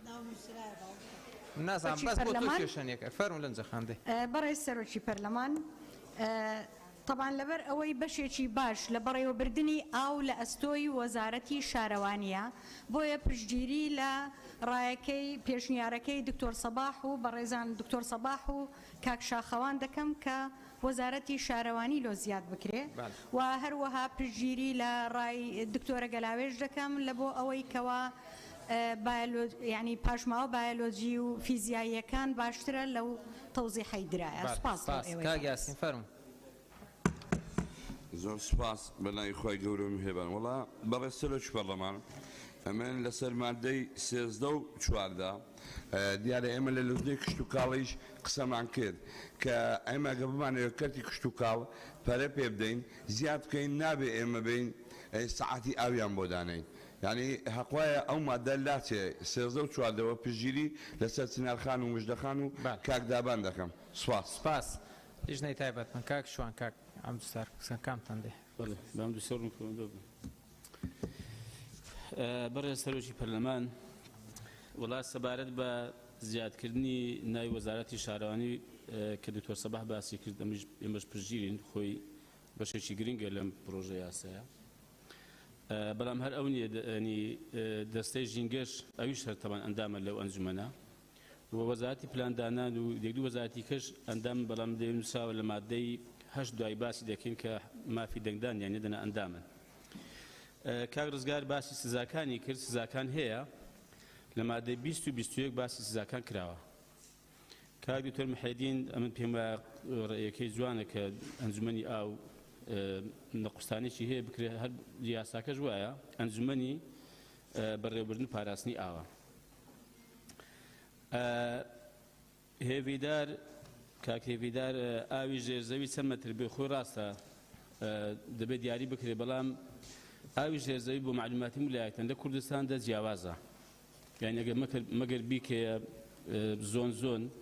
لەنا شوێن هەیە مەسەن بە 300 متر ئەوز دەگاتە ئاوی ژێرزەوی شوێن هەیە مەسەن بە 80 متر دەگاتە ئاوی ژێرزەوی دەبێت بێ هەمووی جیاکەوە بەڕاستی هەرچەندەوەی بۆی بیزان هەموو لایەک بیزان بەڕاستی و بۆ ڕای گشتیش ئێمە ئاوی ژێرزەوی ئێزگار زۆر دابەزیوە ئەین لەم 3-4 ساڵە بۆ زانیاریتان زیاتر لە 100 متر ئاوی ژێرزەوی دابەزیوە لەبەرەوەی بەڵێ با تاوە بێ ینی شوێن هەیە بە 300 متر بە 400 متر ئەوزە دەگاتە ئاوی ژێرزەوی کە بەڕاستی کارەساتە لەبەرەوەی بەفر و باران کەم بووە و ئاوی ژێرزەوی زۆر بەکار هاتووە بە یاسایی بە نایاسایی دەسەڵاتی بیرلێدان خۆی ڕاستە کاکێڤیدار لە هەندێ وڵات سەرۆکی وڵات واژووی دەکات بە تایبەتیوانێک کە کێشەی ئاویان هەیە بەڵام لە وڵاتی ئێمە کێشەکەوەیە ڕۆتینیات گەرە زۆرە ئەمە زۆر بەدوادە ئەو قەزایان داچوومێ مەسەڵەن جوتیاری وا هەبوو زۆر پێویستی پێ بوو جوتیارێکی نمونەیی بووە بڕوا بکە 8 مانگ 9 مانگی پێچ وەڵامی کتابەکە نەداوەتەوە کە موافقی بیری بۆ بکەن چکە ئێستا دەسەڵاتە گەڕات و ئەنجومەنی وەزیران ئێستا حالیان بە یاسانا بە بڕیار گوتیان کۆگاکانی نازانم پێمان مژدەخان بوو گوتی کۆگاکان چی دەگرێت کۆگاکان تەمانێمە بەندا و کۆگاکانمان هەیە بەنداوەکانەوە جیایە کۆگا هەر شوێنێکە کە ئاوی لە کۆ دەکرێتەوە جا حەوز بێ یا لە کورداوایمان پێ دەگوترێت ئەستێرەمان هەبوو کاتی خۆی یا هەر شوێنێکی کە گۆم بێ مەسەن گۆما بێ پێ دەگوترێت یا پۆندمان هەیە کە غێری بەنداوە لە بەندام گوزکەترە بربەستی خاچی پێ دەگوترێت ئەوانە کۆگاکانی ئاوی پێ دەگوترێت پێوەری ئاوڵا من کاگیاسین لێرە نەماوە بەڵێ بەنسبەت پێوەری ئاو ئێمە لیژنەی کشتتوکڵ لێرانێنەوە هەمومان زۆر سەرۆکاتێکە لێرە و ئەندامەکانیش لێرن ئێمە بەڕاستی ڕئیمان نییە پێوەری ئاو دابنرێ بۆ کردی کشتتوکڵ بۆ مانایی بێ بەڕاستی دەست و پێوی بەستێ و ئەوەی کە ئێستا دانراوە ئەم هەموو قەیرانە لەسەر جوتیارە پێینی پێ ناکڕێ مەسەن گەنم پارەی بۆ ناکە گەنمەکەی بەسەمەبەر نایە لەو سەریشۆ بێ مەسەن ینی پارەیەکی زۆری لە ئاو لێ بستێنی بەڕاستی هەمووی قەیران هەموو بارگرانیە بۆ ئێمە وەکو لیژنە ڕێی خۆمان وا بووە بەڕاستی پێوەر بەمانای کە پارە لێوەرگرتن بۆ کەرتی کشتتوکڵ بۆ بەرە پێشبردننی دابنێ ئێمە لەگەڵین بەڕاستی بەڵام ئەوە دیارە ڕەنگە لیژنە و ڕەنگە شارەوان و ڕەنگە شوێنی کە لەگەڵ بوو بێ ئەوەی کە مامۆستا عومەر باسی کرد ئەوە با من عەرزتان کەم وەڵا ئێمە لە وەکو لیژنە زۆر بەمانە من ناڵم هەمووشی وەکو لیژنە زۆر بمان لەگەڵ ئەوە بووینیان ڕێی هەبوو وەزارەتێکی سەربەخۆ بێ چونکە کاک دکتۆر ڕێباژی باسی کرد قەزەی ئاو قەزەشی گرنگە لە زۆر وڵات ئاو وەزارەتێکی سەربەخۆیە ئێستا لە عێراق بەنداوەکان وەزارەتێکی سەربەخۆیە زیاد لە وەزارەتی کشتتوکڵ بۆیە بەڕاستیمە پێمان باش بۆ هێندێکمان هەر وەزارەتێکی سەربەخۆ بۆ گرنگیدان بە ئاو بە قەزەی ئاو بەڵام دوای زۆر بمان هاتنە سەر ئەوە زۆر بمان هاتنە سەر ئەوە کە بە دەستەیەکی سەربەخۆ بێ چکو تەماشاکەن ئێستا لە مادەی 8 هەیە دەیگەینێ دوایی طبعا هەموو ئەوانە بەشدارن لەم ئەنجومەنە مەسەن بریکاری وەزارەت بۆ کاروباری سەرچاوەکانی ئاو سەرۆکی دەستەی پاراستن و چاکردنی ژینگە بەڕێوەبەری گشتی ئاو ئاوەڕۆ لە وەزارەتی شارەوانی گەشت و گوزار بەڕێوەبەری گشتی سەرچاوەکانی ئاو بەڕێوەبەری گشتی بەندا و کۆگاکانی ئاو بەڕێوەبەری گشتی توێژینەوە لە وەزارەت بەڕێوەبەری گشتی باخداری پاوان دارستان لە وەزارەت دوایی هێندێک وەزارەتی کە بەشدار دەبن نووسا مافی دەنگدانێنێ پێم بەشدارن بۆ مافی دەنگدانێنێ بمادەم دیارە معنیم بە قەزێکە وەزارەتی پلاندانان وەزارەتی کارەبای هەرێم وەزارەتی ناوخۆی هەرێم بۆ وەزارەتی تەندروستی ئەوانە نابێ ئەندامەکان پلەی لە بەروبەری گشتی کەمتر بێ یەکەواتە بەڕاستیم قەزەی زۆر گرنگە وەکو باس کرانی هەموو باز دەکەن دەرەن کاکە لە داهاتووداوە ئێستا شەڕی ئاو مەرزنی بە تۆ تیاری بێ کاکە کێشت بۆ دروست دەکات کاکە بەنداو لەسەر ئاوەکانی هەرێمی کوردستان دروست کراوە لە ئێران و تورکیا یخۆ ئاوەکاننی تقریبا وشک بووە بە تەکلیف و بە شەڕ و بە دمکە هەتا مەسەن تۆزێک ئێران ئاوت بۆ بەردەداتەوە بەڕاستی وەزانی تێدای بۆیە ئەم پێم وایە خۆم قەناعەتی خۆم بەلایانی کەم ئەوە دەستەیەکی سەربەخۆ بێ ئەوانە کۆ بکاتەوە و بە شێوەیەکی ڕێکوپێک ئاو بەڕێوەبەرێەوە بیپارێزێ و ئاراستەیەکی ڕێکوپێکی بکە با سەر بە ئەنجومەنی وەزیرانیش بێ ئەگەر باسی ئەوەش دەکرێت لەم قەزێدا باسی گران ینی بارگرانی دەکرێت سەر حکومەت دەم بارگرانیی ئەوتۆ نییە چونکە ئەمانە ئێستا بۆم خوێندنەوە هەمویان بڕواکە هەیە بە قەدەر وەزارەتێکی ئیمکانیاتی هەیە سەرچاوەکانی ئاو بەندا و کۆگاکانی ئاو مەسەلەن دەستەی ژینگە یعنی هەموو شتی خۆیان هەیە سیارەیان هەیە بینایان هەیە فەرمانبەری زۆریان هەیە مەسەن ئیمکاناتیان هەیە بودجەی خۆیانیان هەیە بۆیە پێم وایە هیچ بارگرانێک نابێ بەڕاستی لەوانەیە بارگرانی زۆر کەم دەبێ بە کەمە پارەیەکی دەتوانین یەک دەستەی زۆر باش دروست بکەین و بە شێوەیەکی ڕێکوپێک ئەم ئاوی هەرێمی کوردستانە کە زۆر بەڕاستی مەترسیدارە وەزعەکەی دەستی پێوە بگرین بە شێوەیەکی ڕێکپێک ئاراسی بکەین. سپاس کاک عەبدولستار کات لیژنەی تایبەت تۆزێک ئاگاتان لە وەخت با کاک شوانش قسە بکەن اینجا کاک فەرمو تۆزێک ئاگاتان لە وەخت بەڕێزان بۆی تەواو بکەین فەرموون. زۆربەی قسەکان کاک عەبدولستار کردی ئێمە دوای ئەوەی کە با بڵێین لەگەر وەزارەتی شارەوانی و وەزارەتی کشت و کاڵ بە ئامادەبوونی هەردوو لیژنەی شارەوانی و کشت و کاڵ کۆبوونەوەیەکی زیاتر لە 2 ساعات و نیو ئێمە دانیشتین. ئێمە هەموو لامان ڕامان وا بوو کە ئەگەر بکرێت دەستەیەک بێ ئەو بابەتی ئاو بەڕێوە بباتن، بەڵام دیارە لەبەر قەیرانی دارایی و لەبەر ئەوەی بۆعدی مالی دروست دەکاتن هەردوو وەزارەت ڕێیان وانە بوو پێیان وا بوو کە دەستەیەک ئەنجومەنێک دروست بکرێت لە نێوان هەردوو وەزارەت. ئێمەش گوتمان لاریمان نییە ئەو کاتە ئێوە چۆن ڕێکەکەون ئێمە واتان بۆ ئەڕوێنین بابەتەکە، بەڵام بابەتی ئەو سێ بەڕێوەبەرە گشتیەی کە لە ناو لیژنەکە ئامادەن لە وەزارەتی ناوخۆ، وەزارەتی کارەبا و وەزارەتی پلاندانان، منیش پێم وایە ئەوانە ئەگەر ئامادە بن پێویستە دەنجیشیان هەبی لە کاتی دەنگدان لە ناو ئەنجومەنەکە.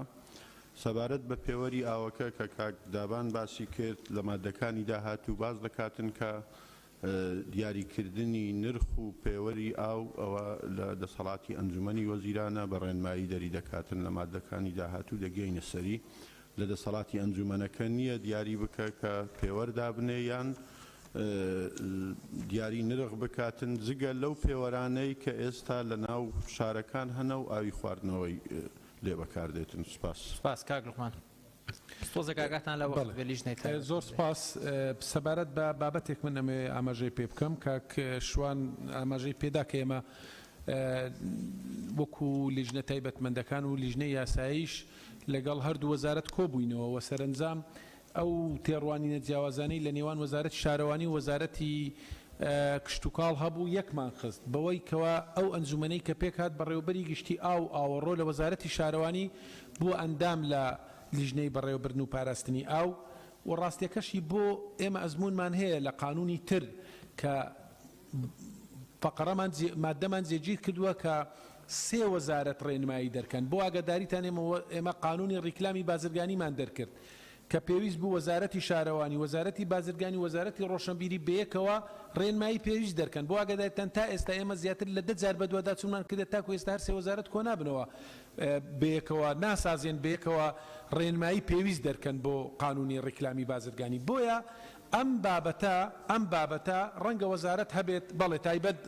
ڕۆشنبیری دەری کردووە سەر بەخۆ دەری کردووە، بەڵام ئێمە مەبەستمانەوە بۆ ڕاستەکە سەلمەخان بەڵام مەبەستمانەوە بە هەمانجی بەیەکەوە دەریکەن نەک هەر وەزارەتی ڕێنمایی تایبەت دەرکا کە ڕەنگە تەزارب دروستکە.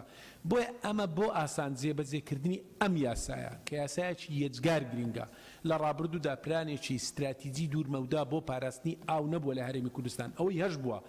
ناوەڕاست و خواروی عێراق سوودی لێ بینیوە. بۆیە ئەم ئەنجومەنە لە چوارچێوەی ئەو وەزارەتی کشت و کاڵی کە ڕێکەوتین لەسەر بە ڕەزامەندی ئەنجومەنی وەزیران ئاسانکاریترین و باشترین با بڵێن ئالەتە بۆ چارە میکانیزمە بۆ جێبەجێکردنی ئەم یاسایە. سپاس. مادەی دوو بەڕێزان فەرموو بەڕێزان فەرموو کاک دابان نقطە نیزامێکە چییە؟ بەڕێ سەرۆکی پەرلەمان بە پێی مادەی 56 ئەمە بەریەکەوتنی هەیە لەگەڵ ڕێنماییەکی وەزارەتی شارەوانیە. هیوادارم کاک عەبدولستار دانیشە گوێ لە قسەکان بگرێت چکە ئەمە پەیوەندی بە لیژنەکەی ئەوانەوە هەیە زۆر بابەتێکی گرنگ. بەڕێزیان وتی ئێمە لەگەڵەوەیانین بۆ کەرتی کشت و کاڵ و کەرتی سیاحە یەکەی پیاوانە دابنرێت کە تەنانەت سیاحەش کاک عەبدولستار چکە سیاحە کابرا شوێنێکی یەک دقەکەی نەبوورە ئاخر قسەم نەکردووە با قسەکەم تەواو ئاخر یەک دقەتێ فەرموو. ئەمە یەکەم خاڵی لە مادەی شەشاڵێ خواردنەوە بەکاربردنی بۆ پێویستی خزمەتگوزاری ئەمەی شارەوانی ئەمە پەیوەندی بە بەڕێوەبەراتی گشتی ئاوەڕۆ هەیە. دووهەم باسی سامانی ماسیەکە چۆن یەکەیەکی پیاوانی بۆ حوزێکی ماسی داهێنێ یا بۆ نمونە کابرا شوێنێکی سیاحیە بەسەر ئەحمەواوە چۆن یەکەی پیاوانی بۆ دانرێ. من لەگەڵ ئەوەیان کە مادەی 13 و 14 هەڵبگیرێ بەڕێ سەرۆکی پەرلەمان چکە ئەو یەکەی پیاوانەی کە ئێستا بەرگەی 13 و 14 لە مادەی یەک بەڵێ بەرگەی 13 و 14 چکە ئەمە یاسای نییە نایاساییە کە دانراوە چۆن ئێستا یاسایەکی تری ئاعتیما دەکاتە سەر ئەو یەکەی پیاوانەی کە هەیە. دوو ئەگەر وابێ کەرتی سیاحە کەرتی کشت و کاڵ سامانی ماسی هەمووی ئیفلاسەکە کابرا بەسەر ئاوەکەوەیە کشت و کاڵەکەی زەرەرەکە ئێستا چۆن چی پێوەرێکەیە کە ئەم یەکەی پیاوانی بۆ ژمار کات و تۆ پارە لەمانە وەربگری ئەمە بابەتێکی زۆر هەستیارە زۆر مەترسیدارە زیاد لە 5 ئەندامی بەڕێزی پەرلەمان داوایان کردو ئەم یەکەی پیاوانەیە یا یاسایەکی بۆ دەربکرێ یان لا ببرێ تەواو پێشنیارەکانتان بن بەڕێزان تۆ زۆر سپاس تەواو فەرمادەی 2 بەڕێزان دەی ئەتوان پێشنیارەکان مادەی 2 ئامانج لەم یاسایە بڕیتیالا یەکەم بەڕێوەبردن و پاراستنی سەرچاوەکانی ئاوی هەرێم بۆ گەیشتن بە باشترین شێوازی بەکاربردن. دووەم بژانەوەی سەرچاوەکانی ئاو دیاریکردنی بڕ و زۆری بەکاربردنی بە مەبەستی بەدیهێنانی ئاسایشی ئاو پاراستنی مافی نەوەکانی داهاتوو. سێم ڕەچاوکردن و چەسپاندنی مافی هەرێم لە ئاوا هاوبەشەکانی لەگەڵ حکومەتی فیدراڵ و وڵاتانی دراوسێ بۆ دەستەبەری پەرژەوەندیە باڵاکانی هەرێم بە جۆرێک لەگەڵ پێوەر و یاسا نێودەوڵەتیەکاندا بگونجێت. چوارەم بەردەوامی هەماهەنگی پەیوەندی و گۆڕینەوەی زانیاریەکان بۆ گەیشتن بە ڕێککەوتنی دادپەروەرانە بە ئاراستەی دابەشکردنی پڕ و جۆری ئاوی ڕۆیشت و هاتوو بۆ هەرێم. پێنجەم چارەسەرکردنی سەرچاوە ئاویە پیسبووەکان و گرنجیدان بە پاراستنی ژینگە.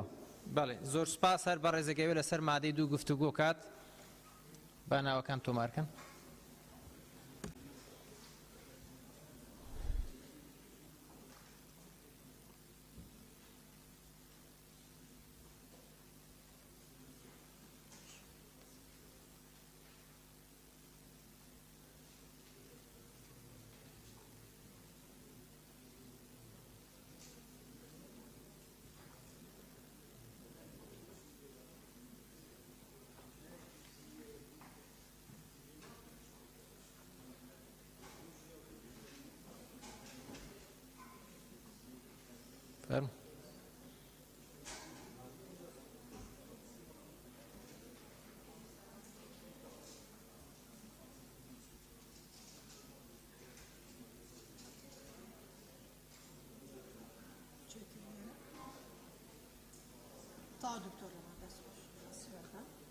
نسيت حسيبة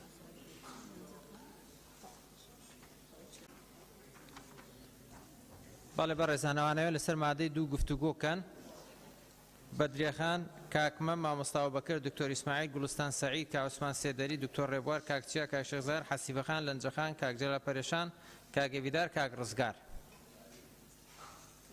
لەبیان مستەوانی تەمام بێ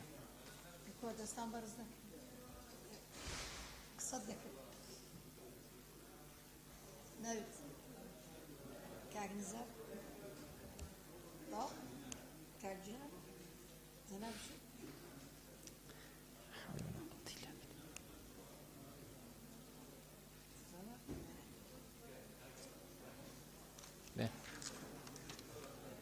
كافي شوا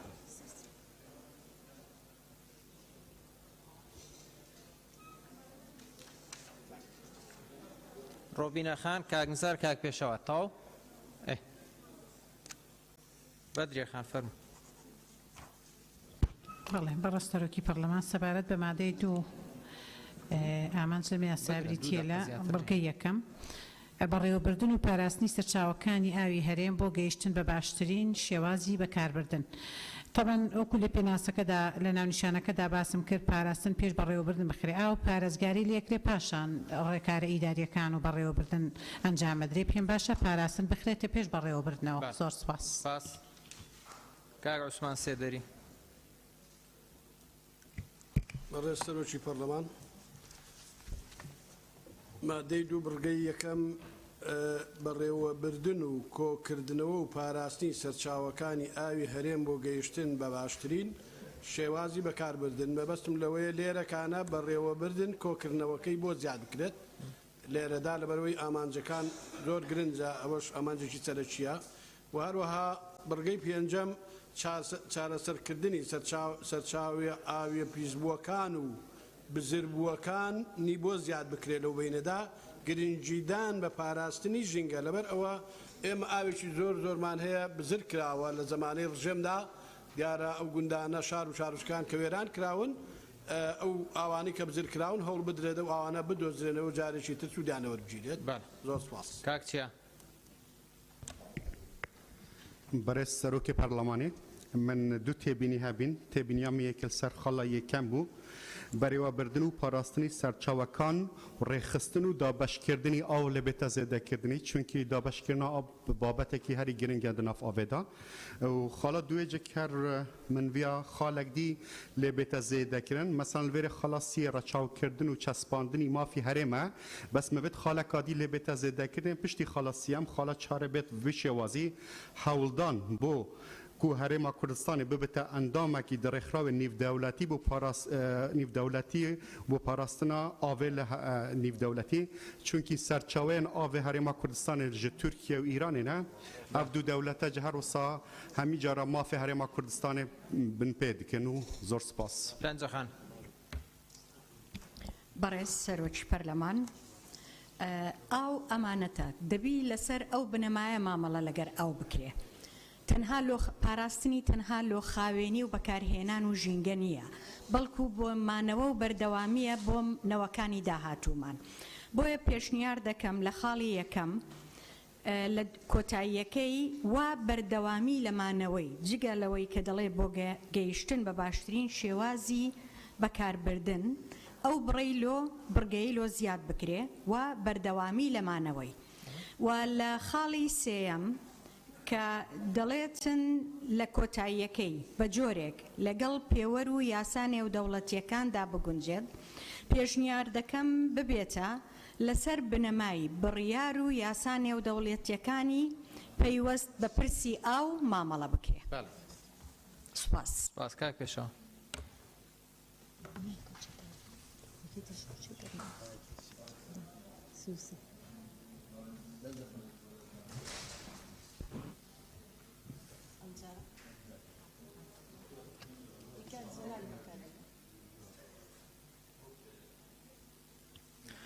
بەڕێز سەرۆکی پەرلەمان لەبارەی مادەی دوو ئامانجەکان پێم وایە هەر تەواوی مادەکە هەڵبگیرێت لەبەرەوەی کە ئەتوانرێت لە هۆیەکانی دەرچواندنا و خاڵانە گەرپوخت بکرێن و کورد بکرێنەوە جێی بکرێتەوە من نازانم بۆچی لێرە ئامانج نووسراوە و دواییش لە کۆتاییە هۆیەکانی دەرچواندنە نووسرێت سوپاس سوپاس ڕۆبینەخان بەڕێز سەرۆکی پەرلەمان نسبەت مادە دوو پێنج پێشنیار هەیە من پێ باشە پێنجەم و یەکەم بێتە دەمچکردن وەکو بەرەوبردن و پاراستنی سەرچاوەکانی ئاو پیسبووەکانی و گرنگیدان بە پاراستنی ژینگەی هەرێم بۆ گەیشتن و باشترین شێوازی بەکاربردن سپاس کاک مەم بەڕێز سەرۆکی پەرلەمان پێشنیاز دەکەم مادەی بڕگەی یەکەم لەگەڵ بڕگەی پێنجەم لێک بدرێ بەم شێوەیە بەڕێوەبردن و پاراستنی سەرچاوەکانی ئاوی هەرێم بۆ گەیشتن بە باشترین شێوازی بەکارهێنان و پاراستنی ژینگە واتە لێرەی تر بڕگەی پێنجەم بسڕێتەوە هەروە پێشنیاز دەکەم بڕگەی چوارەمیش لا ببرێ لە ئامانجەکانە چونکە تەحسیل حاصلە لە بڕگەی سێمە هەمانە شتانی کە لە بڕگەی سێمە هاتووە لە چوارەمە بە شێوەیەک لە شێوەکان جەختی لەسەر کراوەتەوە بە زیادەیە زانم و لا ببرێ و سپاس مامۆستا بەکر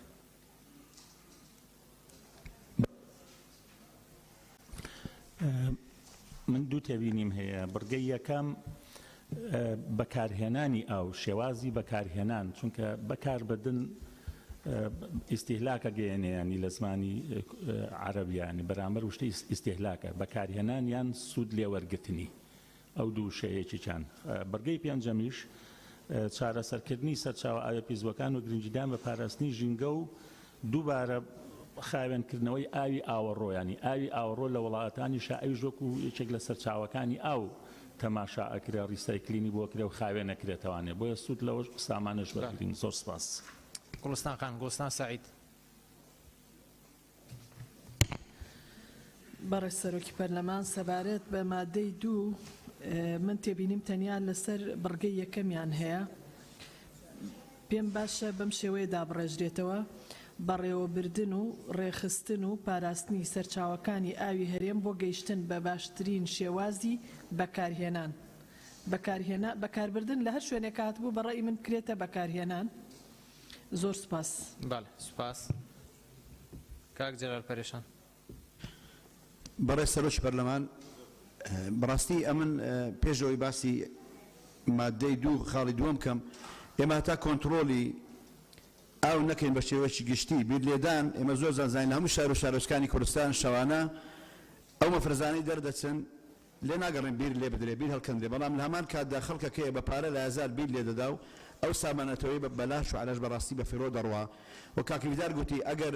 بیر لێدان لە دەسەڵاتی سەرۆکی هەرێم یا سەرۆکی ئەنجومەنی وەزیران بێ ئەو کات کۆنتڕۆلەوە چکە ئەو سامانەتەوەیە بەڕاستی بە فیرۆ دەڕوا خدای گەورە لە قورئانی پیرۆز دەفەرمێ وجعلنا من الماء كل شيء حي أفلا تبصرون يعني خۆی ئەگەر ئاو ئەوەندە گرنگ نەبێ خدای گەورە بەو شێوازە لە قورئانی پیرۆز باسی ناکە ئەوی تر دایان هەمووان دەزانین دایان مەزرعە ڕۆژانە باس چۆن کۆنتڕۆلی ئەوان دەکرێت دایان مەزرعە دایان مەزبە هەمووشیان نە سعاتی ئاوی هەیە نە پێوەری هەیە بەڕاستی کۆنتڕۆلکردنی ئەوانە دەبێتە ڕۆی گەڕانەوەی سامانێ بۆیە ئەمن لە خاڵی دووەم پێشنیار دەکەم وای لێبێ بژاردنەوەی سەرچاوەکانی ئاو دیارکردنی بڕ و جۆری بەکاربردننی بە مەبەستی بەدیهێنانی ئاسایشی ئاو پاراستی مافینەوەکانی داهاتوو سزادانی ئەوانەی ڕێز دە و سامانەتەوەیە ناگرن ئەوە زیاد کرێت زۆر سوپاس. حەسی بەخان. بەڕێز سەرۆکی پارلەمان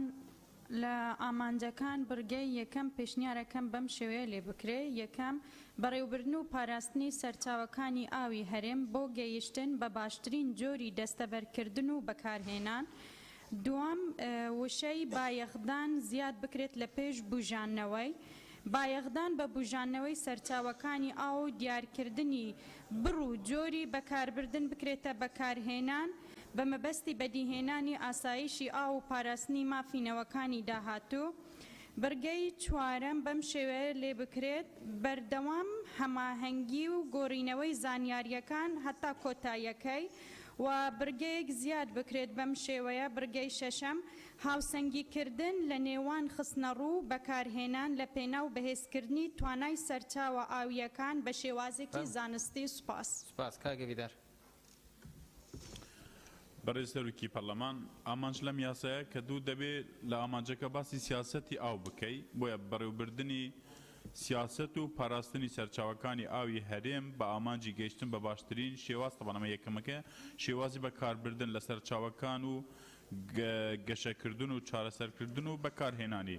دەبێت لەوێرەدا باسی سیاسەتی ئاو بکەیت چونکە ئێستا گوشارەکان زۆرن ئاوی سەرزەوی ساڵ بە ساڵ ندرە دەبێت بەڕێز سەرۆکی پەرلەمانی کەم دەبێت ژمارەی دانیشتوان زۆرە 2030 هەرێم دەبێتە 7,500,000 کەس عێراق دەبێتە 50 ملیۆن کەس بابەتی کشتتوکاڵی هەیە گۆڕانی کەش و هەوا هەیە بەکارهێنانی ئاوی ژێرزەوی هەیە ئەبە دەبێت لە سیاسەتەکەدا ڕوون بکرێتەوە کە لەناو ئامانجەکاندا باس کراوە و پێم باشە بڕگەی شەشەم لێ زیاد بکرێتن فروشتنی ئاو لە نەوت کەمتر نییە بۆ یەکە ئەو ئاوەی دەفروشتن پارچەکانی تری عێراق کە 170 زەوی عێراق ئێستا تەسەحور بووە نیوەی لە 1996 بوو 2019 نیوەی لە سەدیا و ئاوەی دێتە عێراق کەم بووتەوە ئەو ئاوەی بە عێراق بفروشێتن حکومەت یاریمی کوردستان لە سیاسەتەی خۆدا دابنرێتن ئاوەکە وا بە فیڕۆ نەچێ بۆ عێراق. زۆر سپاس. سپاس. دکتۆر ئیسماعیل. بەڵێ سەرۆکی پەرلەمانی دەستپێکی ئەس پشتگیریە مامۆستا بوبەکریت کەم ji bilê vê du têbînî min îteyn xalayîkê yekan bêjête berêwebirdin berî wê rêkxistin kevîtê tanzîm û îdare rêkxistin û berêwebirdin و ez dîsa pêşînyar dikem xalek ya şeşê îdafe bibît bi vê ramanê هشیارکردن و ئاراستەکردنا هەواڵاتیان بۆ کارئینانە ڕاست و درست بۆ ئاوێ گەل سوپاسیە. سوپاس. کاک تۆ ڕێبوار. بەڕێز سەرۆکی پەرلەمان لە ماوەی ئەو با بڵێن خولە تەشریعەکانیان فەسلی تەشریعی کە مناقشەی خوێندنەوەی دووەم کە کراوە بۆ پرۆژە یاساکانیان پێشنیازە یاساکان هەندێک پێشنیاز و پرۆژە یاسا هەبووە ئامانجی تێدا بۆ هەندێکیشی هەبوو تێدا نەبوو من بەش بە حاڵی خۆم مەبدەیەن مادەم هۆیەکانی دەرچواندن هەیە ئۆڕەدی ئامانجەکانە بێتە هۆیەکانی دەرچواندن لەو ڕوویەوە منیش پاڵپشتی قسەکانی کاک پێشەواکەم یان هەڵبژیرێ یان ئەگەر هەر بمێنێتەوە بە ئەوەی بۆ ئیزافکە بکرێت کە کڕۆکی بابەتەکەیە مەسەلا بڕگەیەک ئیزافە بکرێ بە بڕگەی بە شەشەم بەو شێوەیە لێ بکرێ ڕێگریکردن لە سەرپێچیەکانی ئاو بە تایبەتی لێدانی بیر بەڕێ سەرۆکی پەرلەمان لێدانی بیر بابەتێکی زۆر زۆر گرنگە ئەگەر لە هەموو بوارێکە واستە هەبێ ئومێد دەکەم لە بواری بیر لێدانە بە هەواستە ئیتر کۆتایی بمێنێ کۆتایی پێبێ من نمونەکتان بۆ دێنمەوە هەر مەسەلەی فیرۆدانی ئاویش بەڕێ سەرۆکی پەرلەمان من جارێک لە شوشتنکەیەکی ئۆتۆمبیل بووم با بڵێن غەسلی سیارات خاوەنەکەی کەسێکی ئەجنەبی بوو ئاوەکە ئاوە بە فیڕۆچ و پرسیارم لێ کرد بۆ ئاوە بە فیڕۆچ وتی وەڵاهی بەو شێوە متابعەمان ناکەن وە کرێ ئاوەکەش کە دێتەوە کەمە بۆی حەقە لە شوێنی گشتی و شوێنە گەشت و گوزارەکان یان بازرگانیەکان کرێیەکە زۆر بە شێوەیەک بۆی کە بتوان ڕێگری لە سەرپێچەکان کاگنزار بەناوی خوددا بەڕێز سەرۆکی پەرلەمان تێبینی من لە مادەی 2 لە خاڵی پێنجەم حەفو لە خاڵی چوارەم سەبارەت بە بەردەوامی هەماهەنگی پەیوەندی گۆڕینەوە و زانیاریەکان ئێمە لێرە پێویستیمان بە خاڵێکە یا زیادیکەین لە خاڵی شەشەم بۆ زامنکردنی ئاوی هەرێمی کوردستان جا چ بەو شێوەی لێ بکەن یان ئەم خاڵێ زیادکەین بەردەوامی هەماهەنگی پەیوەندی و گۆڕینەوە زانیاریەکان بۆ زامنکردنی ئاوی هاتوو بۆ هەرێم زۆر سوپاس لیژنەی تایبەت بە کورتی ئەگەر شتێکتانەیە فەرموون ئەگەر نا بچنە سەر مادەی سێ بگوەرە کاک شێخ وەڵڵا فەرموو دەی فەرموو کاک شێخ بەڕێز سەرۆکی پەرلەمان مادەی 2 خاڵی سێەم ڕەچاوکردن و چەسپاندنی مافی هەرێم لە ئاوە هاوبەشەکان لەگەڵ حکوومەتی فیدرالی وڵاتانی دراوسێ بۆ دەستەبەری بەرژەوەندی باڵاکانی هەرێم پێم باشە لێرە بۆ دەستەبەری بەرژەوەندی باڵاکانی هەرێم بکرێتە پاراستنی بەرژەوەندی باڵاکانی هەرێم لە دابینکردنی ئاو بە شێوەیەک کە لەگەڵ یاسا و پێوەرە نێودەوڵەتەکان بگونجێت و زۆر سوپاس بگوڕە کاک شێخ فەرموو لیژنەی تایبەتمەند خەدیجەخان بەس سەریع ئەگەر تۆزێک بۆی وەختتان بەڕێز سەرۆکی پەرلەمان باسی بابەتی ئامانج و هویەکانی دەرچواندن کرا ئامانج و هویەکانی دەرچواندن لەگەل یەکتر جیاوازە کە هویەکانی دەرچواندن لە ناو یاسایدا یعنی چییە گرنگەکەی لەوەیە کە فەلسەفەی مشەڕع لە دانانی ئەم یاسایە دیاری دەکات بەڵام کە دێنە سەر ئامانج بابەتەکە زیاتر بە تەفسیرتر باز دەکرێت و دەمانەوێت بڵێن کە ئایا لێرە دەمانەوێت چ تشتێک چارەسەر بکەین ینی چارەسەرەکان دەخرێتە ڕوو پێچەوانەی هویەکانی دەرچواندن کە فەلسەفەی مشەڕع لە دانانی ئەم یاسایە دیاری دەکات مادەی سێ فەرموون مادەی سێ بخوێننەوە دەی بەڕێز جنابی سەرۆکی پارلەمان مادەی 34 زۆر کورتە بە پێکی نەخوینمەوە بۆ ئەوەی کات کورد مادەی سێ پێک نابێ بەڵێ بەشی دوام پرینسیپە گشتیەکان مادەی سێ ئاو سامانێکی نیشتیمانیە سەرچاوەکان بە مولکی گشتی دادەنرێت بە مۆلەت و بە پێی حکومەکانی ئەم یاسایە سوودیان لێوەردەگیرێت بەڵێ هەر بەڕێزێکی لەسەر مادەی سێ گفتوگۆ کات با ناوەکان بنووسن دەی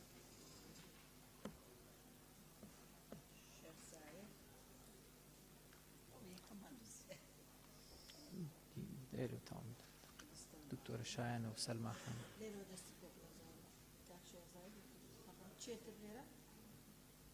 بەڕێزان دەست دامەنن تا ناوتانە نووسرە دوای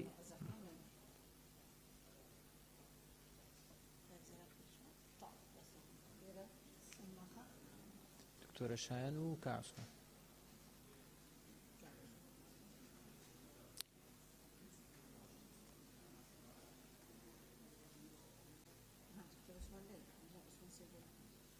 نا دكتور عثمان نا ئەو بەڕێزانەی ناویان تۆمار کردو لەسەر مادەی سێ گفتوگۆکان سەلما خان دکتۆرە شایان کاک شەخزایار گوڵستان خان گوڵستان باقی کاک جەلال پەرشان لیزا خان دکتۆر عوسمان کانی کوردەیی تاو دکتۆر عوسمان فەرموو کاک عەلی شێخ بە ناوی خوای بەخشندەی میهرەبان بەڕێز سەرۆکی پەرلەمان بۆ دەوڵەمەندکردنی بابەتەکە و بەهۆی ئەوەی کە گەلی کورد سپاس بۆخوا 95 مسلمانە پێویستە بەڕاستی ئەو یاسایە هەماهەنگ بن لەگە وەزارەتی ئەوقاف و کاروباری ئاینی بۆەوەی کەوا بتوان مامۆستایانی ئاینیش لە مزگەوتەکانەوە ئەو ڕاستپاردانە بەڕاستی بە هاوڵەتیان ڕابگەێنن کە کاتێک پێغەمبەری خوا صلی الله عليه وسلم بەلای سعدی کوڕی ئەبی وەقاصدا دەڕوا دەستنوێژ دەگرێ فەرمی ما هذه الصرف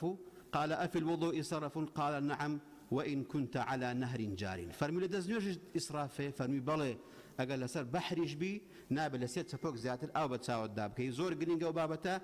أو بوزياد بكري ساماني چي قشتيو سباردي چي شرعية سپاس عندكم كاك علي برا سەرۆکی پەرلەمان من یەک دوو ملاحەزەم هەیە ئەزام لە مادەی نوێ لە دەسەڵاتەکانی ئەنجومەنە باس کراوە ئەوش ئەوەیە جێبگیر بکرێت کە پلانێکی استراتیژیا پلانێک بە تایبەتی بۆ ئاوی ژێر زەویدان ئێمە بەستم چییە لەم قسەی کە ئەیکەم تەنیا ئەگەر هەولێر وەرگرین لە ماوەی 3 ساڵە بیر لە 400 مەترەوە گەشتووە بە 600 مەتر باشەواتە ئاوی ژێر زەوی بەرەو لە ناوچوونە چێ پرۆژەکانی نیشتەجێبوون کە دەورێکی زۆر خراپیان هەبووە بەویستی خۆیان بەنیەتی ئاوی بەردەوامەی فرۆشن لە دەرەوەی ڕقابەی حکوومەت بەویستی خۆیان بیر لێدەن ئاوی بەردەوام لە نەتیجا ئاوی ژێر زەوی بۆ نمونە لە هەولێرای تر بەرەو نەمانە چێ یعنی پلانێکی استراتیژی حکوومەت دانرێ سەرپەرشتی بەڕێوەبردنیشکە یعنی هەر پرۆژەیەک بەویستی خۆی نەبێ و هەمووی بکرێ بە یەک تۆڕی نیشتیمانی ئاو نەک هەر پرۆژەیەک تۆڕی خۆی هەبێ و گەڕەکێنەی بێ واتە پرۆژەیەکی نیشتەجێبوون ئاوی ژێر زەوی بیرەکانیش بە پێم قانونە موڵکی گشتیە ناکرێت پرۆژەیەک بەویستی خۆی چەنی بێ دەری بێنێ بەڵام گەڕەکان بێ ئاو من سپاس سەلما خان بەڕێز سەرۆکی پەرلەمان سەلمە فاتح سەبارەت بە مادەی 3 بە مۆڵەت و بە پێی حکومەکانی ئەم یاسای ئەگەر بە مۆڵەتەکەی حکمەتێکی تیانێ پێم وایە ئەو بە مۆڵەتە زیاتە چکە کاڵێن بە پێی حکومەکانی ئەم یاسایە بەکاری بێنین ئەوە بێگومان شێوازی مۆڵەت پێدان و مۆڵەت پێنەدانیشی ڕوون کراوەتەوە سپاس گوڵستان خان گوڵستان باقی برای سروکی پارلمانی دستابارت ماده 3 د ماده که دو پناسا آوه سرزوی و جرزوی ها دیگه بسانم پناسا آوه ویره یا زده اگر اف ماده ببوچون آمن اگر اف ماده به تحل گرتن دی باش بیدن زور سپاس کاک شیخ زایر برای سروکی پارلمان مادەی 3 ئاو سامانێکی نیشتیمانیە سەرچاوەکانی بە مولکی گشتی دادەندرێت لێرە تەنها سەرچاوەکان بە مولکی گشتی دانادرێت بەڵکو ئاو بە شێوەیەکی گشتی بە مولکی گشتی دادەندرێت بۆیە پێشناز دەکەم وشەی سەرچاوەکان لا ببرێت و زۆر سپاس لیزە خان بەڕێز سەرۆکی پەرلەمان پشتگیری لە پێشنیارەکەی گوڵستان خان دەکەم بەوەی کە ئەگەر ئەم مادێ لێرە لا ببرێت ئەگەر لا نەبرا پێناسەکە کرا ڕاستە ئاو سامانێکی نیشتیمانیە بەڵام پێش ئەوە ئاو سامانێکی سروشتی نیشتیمانیە پێم باشە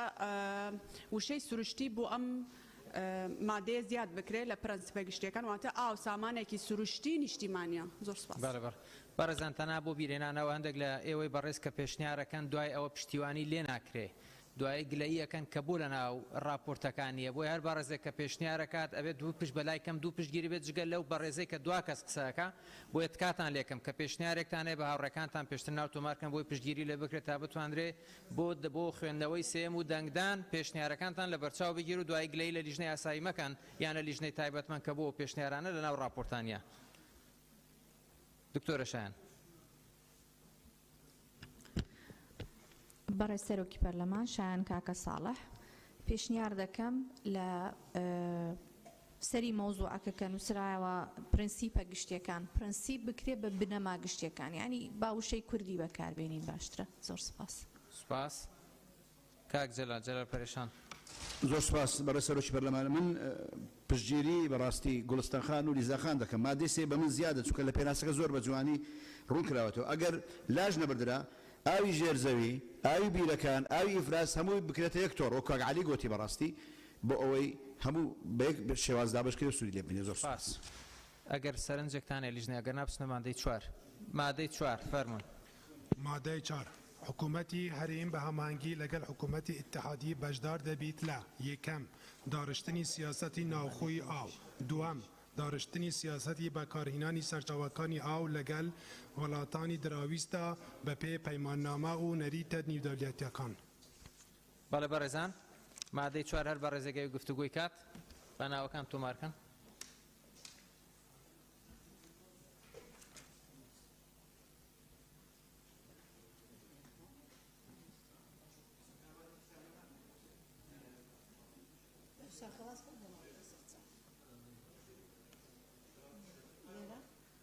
كحكمة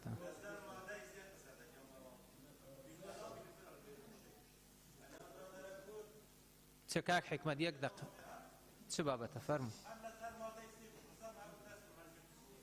ناوت نەنووسناوەکانیشمان خوێندەوە باس نەدوو جەنابەتکەن ئەخنا کە ناوە خوێنینەوە بڵێن ناومان نەنووسراوە بۆ ئیزافەی کەن یان نامەیەکمان بۆ بنووسنەوە ئەگەر شتێکی سەریع هەیە فەرموو کا حکمەتە ناوەکانە نووسرندەی لەسەر مادەی سێ سوپاس باش کاک سوپاس نایکە لێرە زەخان چێتر لێرە شێخ زاید ناندێتەوە بێنەی خوێنمەوە ئەو بەڕێزانەیانەوێت لەسەر مادەی 4 گفتوگۆکان بەدرێخان مامۆستا ئەبوبەکر مژدەخان لیزەخان شێخ زاید دەستی بەرز نەکردوتەوە کاگە ئەبوبەکر فەرموو دکتۆر ڕێبوار فەرموو بەڕێز سەرۆکی پەرلەمان مادەی 4 بڕگەی یەکەم ئەو داڕشتنە هەڵەیە بەڕای من داڕشتنی سیاسەتی ناوخۆی ئاو داڕشتنی سیاسەتی ئاو لە هەرێم یان لە ناوخۆدا زۆر سپاس بەڵێ زۆر سپاس دکتۆر ڕێبوار وەڕێ سەرۆکی پەرلەمان هەسەکەم مادە 4 بە تایبەتی بڕگەی دووەم کە باس لە داڕشتنی سیاسەتی ئاوەکەوە وەکو چۆن بڵێ بەشداری بکە لەگەڵ وڵاتانی دراوسێ یا حکوومەتی اتحادی بۆ داڕشتنی سیاسەتی ئاو هەسەکەم ڕێک لەگەڵ مادە 100 ببورن مادە 110 بڕگەهشتی دەستوری عێراقە ناگونجێ لەبەرەوەی لە ضمنی سەلاحیاتی اتحادی حکوومەتی اتحادی داڕشتنی سیاسەتی ئاوە بە تایبەتی لە اتفاقیاتی دەولی و لەسەر ئاستی ناوچەکە بۆیە بۆەوەی کە ڕەت نەکرێتەوە یاسایە من بەش بە حاڵی خۆم پێم باش هەرێمی کوردستان هەموو دەسەڵاتێکی هەبێ و بە یاسا چەسپێنرابێ بەڵام ناکۆکیەک هەیە لەگەڵ دەستوری عێراقە تکای ڕەچاوی ئەو مادەیە بکەن بەڵێ بەڕێز کاکتۆر بانم لێرە باس لەوە کراوە کە بەشدارە بێت ناڵێت لە ینی سەرەکی داڕشتنەکە ئەبێت ینی بەشدارە بێت فەرقە فەرموون بە هەمانگیشە مژدەخان بەڵێ بەڕێز سەرۆکی پەرلەمان مادەی 4 حکوومەتی هەرێم بە هەماهەنگی لەگەڵ حکوومەتی وشەی ئیتحادی بکرێ بە فیدراڵی بکرێ بە کوردی مادەم یاساکە بە کوردیە مستەڵاحی عەرەبی تێدا بەکار نەهێنرێت جوانترە مستەڵاح مەبەستە زاراوەیەوە بەڵێ بەڵێ بەڵێ چزانە کۆت ماڵەکەیەوە فەرموو و بەرگەی یەکەم لا ببرێەوە بەرگەی دووەمیش وشەی سامانی بۆ زیاد بکرێ بەم شێوە داڕشتنی سیاسەتی بەکارهێنانی سەرچاوەکانی بەکارهێنانی سامانی ئاو لەگەڵ وڵاتانی دراوسێدا بە پێی پەیماننامە و نەریتە نێودەوڵەتیەکان دەست خۆش سپاس بەدرێخان بەڕێز سەرۆکی پەرلەمان سەبارەت بە مادە 4 لەسەر حکوومەتی هەرێم هەمان پێشنیاری مژدەخان هەبوو پشگیری لە یەکەم بۆ بڕگەی یەکەم پشگیری لە قسەکانی بەڕێز مامۆستا ئەبوبەکرەکەم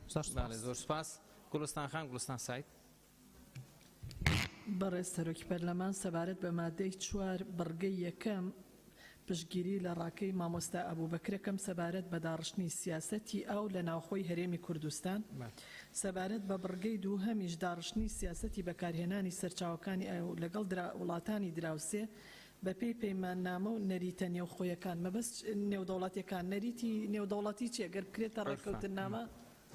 ئەگەر ڕوونکردنەوەیمان سپاس لیزەخان بەڕێز سەرۆکی پەرلەمان داڕشتنی سیاسەتی ناوخۆی ئاوخۆ ئەو قوارەیەک نییە تۆ سیاسەتی ناوخۆی بۆ داڕێژی ئەو ئەندام پەرلەمانانی کە باسییان لەوە کرد لە ڕووی داڕشتنەوە لە ڕووی گەیاندنی پەیامەوە هەڵەیە بەڕای منیش هەڵەیە و بە هەڵە ئەخوێندرێتەوە بۆیە باشتر وایە بنووسێت داڕشتنی سیاسەتی ئەو لە ناوخۆی هەرێم بۆیە پشتیوانی لە قسەکانی مامۆستا گوڵستانەکەم سەرۆکی فراکسیۆنی گۆڕان زۆر سپاس زۆر سپاس لیژنەی تایبەت مەگەر سەرنجێکی پەلەتان هەیە فەرموون بەڕێز سەرۆکی پەرلەمان وڵات چەند پەرلەمانتارێک بە تایبەتی کار دکتۆر ڕێبوار و هەندێکیان سەبارەت بە سیاسەتی ئاو بۆ زانیاریتان بەڵێ داڕشتنی سیاسەتی ئاو بە شێوەیەکی گشتی لە دەسەڵاتی حکوومەتی فیدرالیە بەڵام دەرکردنی یاسای ئاو و بەڕێوەبردننی ئاو پاراستنی ئاو سەلاحەتی خۆمانە لێرەش ئەگە دیقەتان دابێتێ هەرێم بە هەماهەنگی لەگەڵ حکوومەتی ئیتیحادیە بە بنێ فیدرالی هەر کوردی نییە بەشدار دەبێت لە داڕشتنی سیاسەتی ناوخۆی ئاو یعنی زۆر ئاساییە مادام بە هەماهەنگی بێت چونکە حکوومەتی فیدرالیش ئەویش بۆی نییە بەتەنیا ینی بەبێ هەرێم کە ئاوێک مەسەن بۆن لە ئێرانەوە دەژێتە ناو هەرێمی کوردستان لە تورکیا دەژێت ناو هەرێمی کوردستان بەبێ ئێمە سیاسەتی ئاو پیادە بکە و ڕای خۆی بڵێ سوپاس. بەڵێ لیژنەی یاسایی با کاک بژار بزانم ئێستا فەرمو کاک بەڕێ سەرۆکی پەرلەمان مادە 4 مەلە دەزم بۆ مەسەلەی ئاو دوو بەشە بە پێی فقەرەی 8 لە مادە 110 لە دەسەڵاتە حەسریەکانی حکوومەتی اتحادی و مادە بەرگەی حوتەم لە مادەی 114 دەسەڵاتی مشتەرەک لە نێوان حکوومەتی اتحادی و هەرێم و لە ئەنجامی ئەو کۆبوونەوەی لە 30 مانگی 11 2021 کە هەردوو لەژنە لەگەل شاندی هەردوو وەزارەتیش گفتوگویەوەمان دەکرد بە گرنگ بانزانی مقدمەی مادەکە بەم شێوەیە لێ بکرێت بواوە هیچ ترس و مخاوفێکی تعارض لەگەل دستور دروست نەبێ و هەردوو شاندی وەزارەتیش ئاماژەیان پێدا بوو مەسەلەی ئەوەی ئەو بەشەی لە ضمنی دەسەڵاتی حەسری حکوومەتی اتحادیە بۆ پرسی ئاو لەسەر ئاستی دەرەوە کە حکوومەتی هەرێم خۆی هەموو جارێک نوێنەری هەیە لەو لەژنە لەگەل حکوومەتی اتحادی و بەشدار دەبێ ئەوەی دەسەڵاتی مشتەرەکیش کە ئەو بەشەی ئاو لەسەر ئاستی عێراق و ناوخواوە دەسەڵاتی مشتەرەکە پێمان وایە مادە هیچ کێشەیەکی دەستوریمان نییە باشکە زۆر تاکیدمان کردیە زۆر سپاس کاک شوان نەکەریزا فەرمون نا مادەکە ماوێتی دەستە بە وزام لە حەزت هەیە ڕۆژان خان فەرمو لە حەزەتە بوو بەڕە سەرۆکی پەرلەمان هەمان قسەکانی کاک بژار بوو دەست خەتی جەخانگەری زافەکە لیژنە یاساگەرنا منیش هەرویستم ئەو جیاوازیە بکەین لە ناو سیاسەتی ناوخۆ و سیاسەتی دەرەوە بەڕێزان دانیشتەکە بۆ نیو سەعادە لەگرین مادەی 5 دەست پێکەین فەرمو